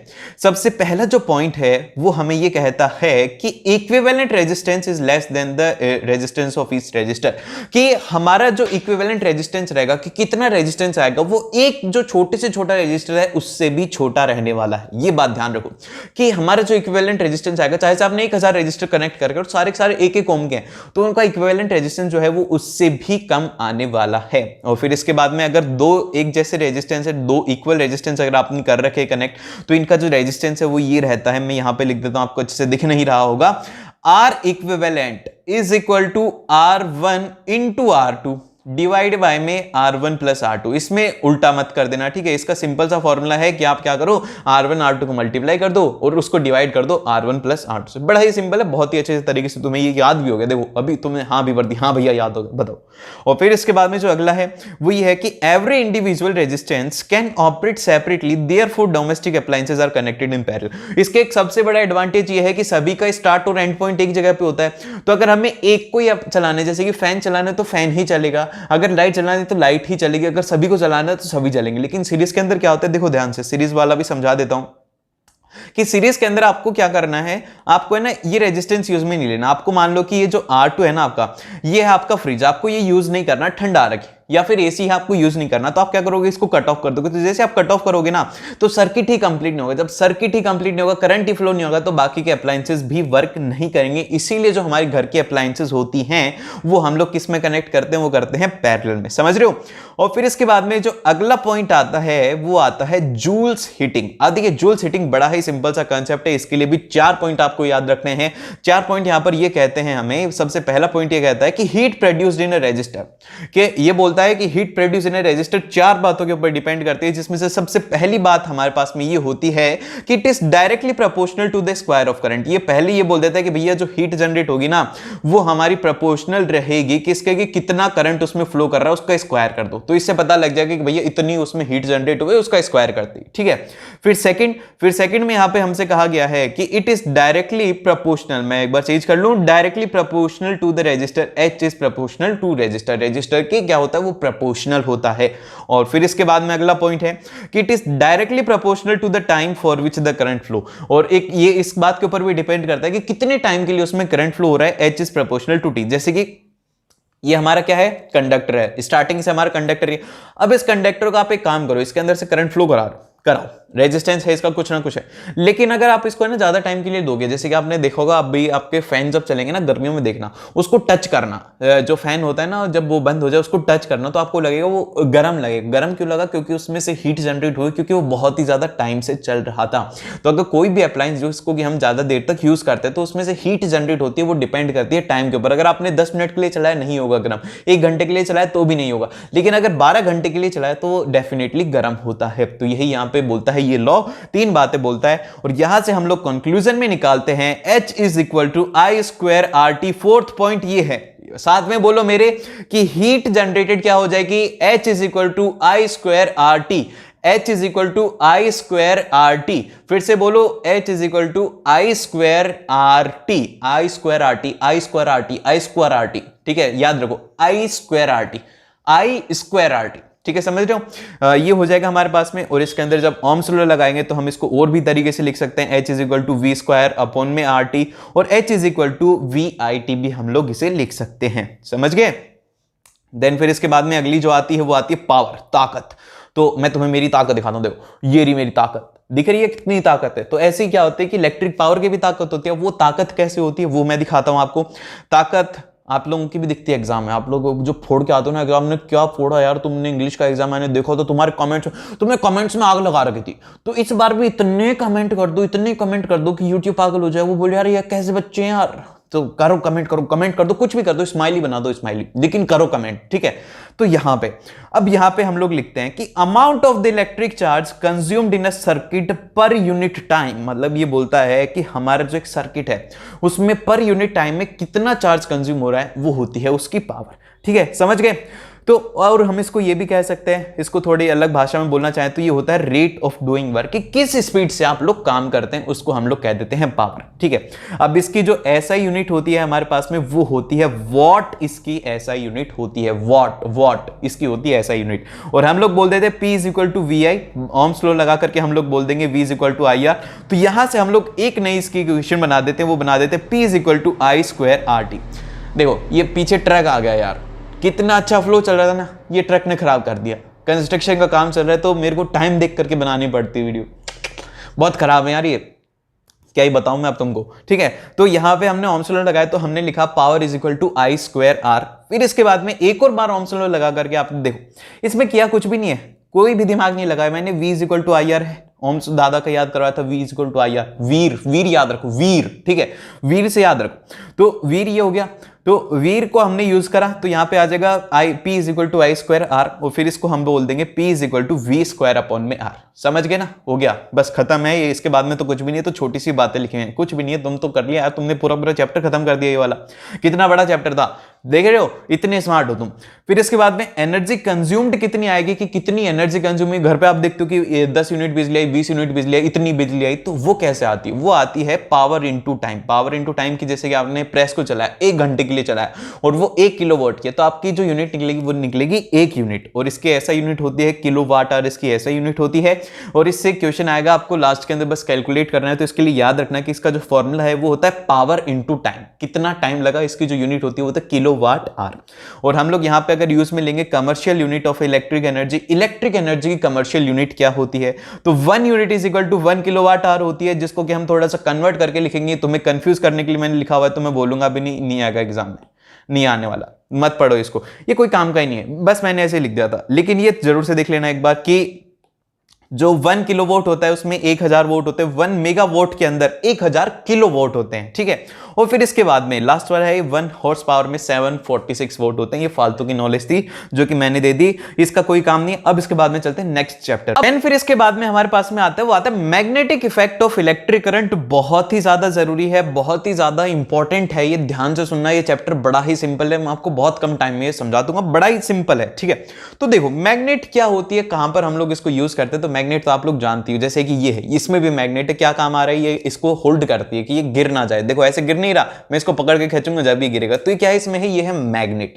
तो मैग्नेट वहां पे हम लोग काम में लेते हैं, कई बार हम लोग इसको यूज करते हैं, जैसे कि कंपास हो गया, हमें जंगल में जा रहे हैं, खो गए, डायरेक्शन निकालने के लिए हम लोग इसको यूज करते हैं। या फिर हॉर्स शू मैग्नेट हो गया, उसमें हम लोग इसको यूज करते हैं। या फिर ऐसे शेप्ड मैग्नेट हो गई जो कि बार मैग्नेट होती है, ऐसे बहुत तरीके की मैग्नेट होती है। तो बेसिकली आपको ये याद ही नहीं रखना, आपको सिंपल से इसकी डेफिनेशन एक याद रखनी है, बस पढ़ने के लिए कि हमने पढ़ा था इसको, इसीलिए ये देखना है, और ये भी इंपॉर्टेंट नहीं है। ठीक है, मैं मेरा फेस थोड़ा सा इधर कर देता हूं क्योंकि ये जूम हो करके तुम्हें बड़ा बड़ा दिखना चाहिए, तुम्हें ही दिखना चाहिए। ठीक है, तो सबसे पहले यहां पे हम लोग देखते हैं कि मैग्नेट होता क्या है। Magnet basically magnetic field and the magnetic field lines. देखो यार, ये आज तो क्या हो रहा है ये, हाँ देखो, ठीक है, magnetic field and the magnetic field lines. Magnetic field lines due to the current carrying conductor and the right hand thumb rule. ये भाई साहब ये पूरे पूरे टॉपिक्स लिखे हुए हैं, मैंने इनको पढ़ने लग गया। लेकिन यहां पर जो डेफिनेशन है वो ये इतनी सी है कि magnet of an object that attracts the object made of iron cobalt nickel. Magnet वो होती है जो कि क्या करे, जो कि ऑब्जेक्ट्स बने होते हैं, आयरन के बने होते हैं, कोबाल्ट के बने होते हैं, उनको क्या करे, अट्रैक्ट कर ले। अब जैसे कि ये है, ये मैग्नेट है, अब अगर मैं इसको यहां पर लोहे पर लगा दूंगा तो भी ये लग जाएगी।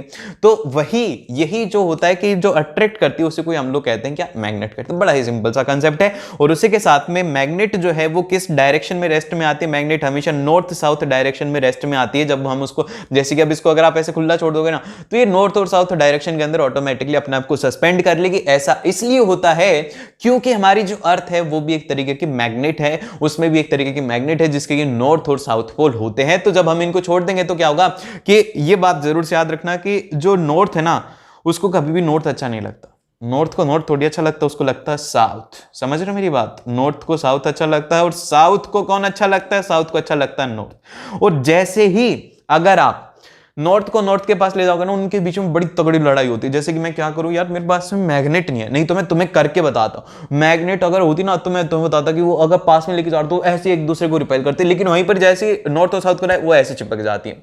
तो यही होता है, यही मतलब कि आप यहां पर याद रखो कि लाइक पोल, क्या like pole repel each other. एक जैसे लोग अपने आप को हमेशा, मतलब कि एक जैसे लोग, एक जैसे दिखने वाले लोग एक दूसरे से नफरत करते हैं, और अलग अलग दिखने वाले लोग अच्छा लगता है। समझ रहे हो मेरी बात? बस समझ जाओ, फीलिंग समझो मेरी। ये बात तो मैंने पता नहीं क्या बोल दिया, लेकिन समझो फीलिंग। फीलिंग क्या है कि अगर एक जैसा होगा रिपेल होंगे, अगर अलग अलग होंगे तो अट्रैक्ट होंगे। बड़ा ही सिंपल सा कंसेप्ट है, बहुत ही आसानी से आपने समझ भी लिया, मैं समझ भी गया हूं। और फिर इसके बाद में जो नेक्स्ट आता है वो आता है कि यूजेस ऑफ मैग्नेट कहां कहां पर हम लोग यूज में लेंगे। तो भैया इसका यूज होता है रेफ्रिजरेटर में होता है, रेडियो में होता है, ऑडियो में होता है, चिल्ड्रंस के टॉयज में होता है, हार्ड डिस्क में होता है, फ्लॉपी डिस्क में होता है, सभी जगह पर मैग्नेट का ही यूज होता है। ये आएगा भी, ये नहीं आएगा, तो बस तुम्हें समझाने के लिए था, फील लेने के लिए था कि मैग्नेट कहां कहां पर यूज में ली जाती है। अब जो आएगा वो है यहां पे इसमें लिखा हुआ कि प्रॉपर्टीज ऑफ मैग्नेट क्या होती हैं।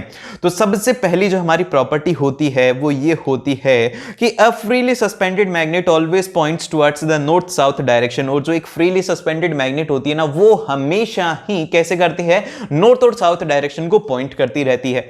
फिर इसके बाद में the poles of the magnet which points towards the north direction is called the north pole and और द नॉर्थ सीकिंग। के मतलब कि जो नॉर्थ की तरफ डायरेक्शन करता है उसको हम लोग कहते हैं नॉर्थ पोल, और जैसे कि मैग्नेट के दो पोल होते हैं, नॉर्थ पोल और साउथ पोल। ठीक है, अब इसके बाद में जो नेक्स्ट आता है हमारे पास में, ये रहा कंसेप्ट। अगले कंसेप्ट यहां पे अलग अलग प्रॉपर्टीज दी हुई हैं। ये दिया हुआ है कि the pole of the magnet which points towards the south direction is called the south pole. जो कि साउथ की तरफ करता है उसको साउथ पोल कहते हैं। Like pole of a magnet repel each other, unlike. जो याद करते हैं, क्या लिखा हुआ, तो हमने पढ़ ही लिया, नहीं याद है ना तुम्हें? याद है ना? फिर से याद दिलाऊं यार, तुम्हें याद है, मैं जानता हूं। और फिर इसके बाद में जो नेक्स्ट आता है वो आता है मैग्नेटिक फील्ड, मतलब कि मैग्नेटिक इलाका। जैसे कि कुत्तों का इलाका होता है ना, वैसे ही समझ लो इसको, कुत्तों का इलाका वैसे मैग्नेटिक फील्ड का इलाका। तो यहां पे क्या होता है कि ये एक मैग्नेट है, ये समझो मेरी बात ध्यान से सुनना, बहुत ज्यादा फील आएगी तुम्हें कि ये मैग्नेट और ये इसका इलाका है भाई, इसके अंदर इसका दबदबा है। अगर इसमें कोई भी आता है ना, उसको इसका वो पता लग जाता है कि भाई इसका खौफ है, वो कांपने लग जाता है। जैसे कि ये मैग्नेट थी, ये दूसरे वाली मैग्नेट आई, तो इसको खौफ है, ये इसे कांपने लग जाते, तो इसके रीजन में आती नहीं। तो इनका एक एरिया होता है, मतलब इलाका, तो वही होती है मैग्नेटिक फील्ड। तो यहां पे हम लोग लिखेंगे, इसका आंसर हम लोग लिखेंगे कि the area around a magnet which other magnet feels the force of attraction और रिपल्शन। जैसे कि मान लो मेरा इलाका, मेरे इलाके में अगर कोई आएगा मेरा दुश्मन, तो उसको क्या होगा, उसको वो मेरी जो ताकत है उसका एहसास होगा, वो मेरे लोग उसको मारेंगे, है ना? समझ रहे हो ना मेरी बात? ऐसे ही होता है। मैग्नेटिक फील्ड के अराउंड भी एक उनका इलाका होता है जिसके अंदर अगर कोई और आता है ना, तो उसको धनाधन बजाते हैं। अब बजाते तो हैं, लेकिन अब क्वेश्चन में बजाना, तुम फीलिंग तो ले रहे हो, लेकिन यहां पे ये बात याद रखना। क्या याद रखना? ये वाला डायग्राम याद रख लो, ये वाला रट लो भाई, ये वाला रट लो, बस रट लो आंखें बंद करके। मैं इस डायग्राम को ही जूम करके तुम्हें रटवाता हूं। सबसे पहले देखो, सबसे फर्स्ट क्या होगा, नॉर्थ पोल से क्या निकलेंगी, हमारी मैग्नेटिक फील्ड लाइंस निकलेंगी। जैसे कि ये जो लाइन है ये यहां से नॉर्थ से निकल रही है, नॉर्थ से हमारी ट्रेन निकलेगी, फिर उसके बाद में पूरी पूरी गोल गोल घूम के साउथ के ऊपर खत्म हो जाएगी। मतलब क्या हुआ, स्टार्ट हुई नॉर्थ के ऊपर, खत्म कहां पर हुई, साउथ के ऊपर। और खत्म होने को कहते हैं, ये क्या बोलते हैं यार, टर्मिनेट। ठीक है, टर्मिनेट बोलते, स्टार्ट होने को कहते हैं ओरिजिनेट। तो हम लोग बोलेंगे कि magnetic field lines of a bar magnet starts from, मतलब originate from the north pole and terminate at a south pole. समझ रहे हो मेरी बात? और ये एक क्लोज्ड लूप होता है, इनके बीच में कोई भी ऐसा नहीं होता कि ये क्लोज्ड लूप नहीं होता, इनका पूरा पूरा एक क्लोज्ड लूप होता है। ठीक है, अब इसके बाद में हम लोग देखते हैं मैग्नेटिक फील्ड लाइंस की डेफिनेशन। यार ये बड़ा ही छोटा छोटा लिख दिया यार, लेकिन तुम समझ रहे हो ना, तुम पीडीएफ तो दे दूंगा मैं, तो वहां से जाकर के देख लेना। हाँ, तो अब ये जो मैग्नेटिक फील्ड लाइंस है इसकी डेफिनेशन क्या रहेगी? इसकी डेफिनेशन हमारे पास में ये रहेगी कि the closed curve imaginary lines in which the magnetic field indicates the direction of a motion of a north pole in the magnetic field if the magnet is free to do so. भैया देखो basically क्या है, आप तो ये लिख देना कि magnetic field lines is the closed imaginary line in the magnetic field which indicates the direction which indicates the direction of north pole and the south। बस सिंपल से याद रखो कि मैग्नेटिक फील्ड लाइंस क्या? Magnetic field lines are the imaginary lines in the magnetic field which indicates the motion of a north pole and south pole. समझ रहे हो? समझ में आया तुमको? समझ में आ गया। और फिर इसके बाद में जो अगला है वो है हमारे पास में properties of a magnetic field line. क्या क्या प्रॉपर्टीज हैं? तो सबसे पहली जो प्रॉपर्टी है हमारी, ये बड़ी ही जरूरी है, वो है कि magnetic field lines originate from the north pole, रटवा दिया तुमको, and at the south pole, और खत्म हो जाती है साउथ पोल के ऊपर। फिर इसके बाद में जो अगला पॉइंट है वो ये है कि magnetic field lines are denser near the pole and rarer at the other place.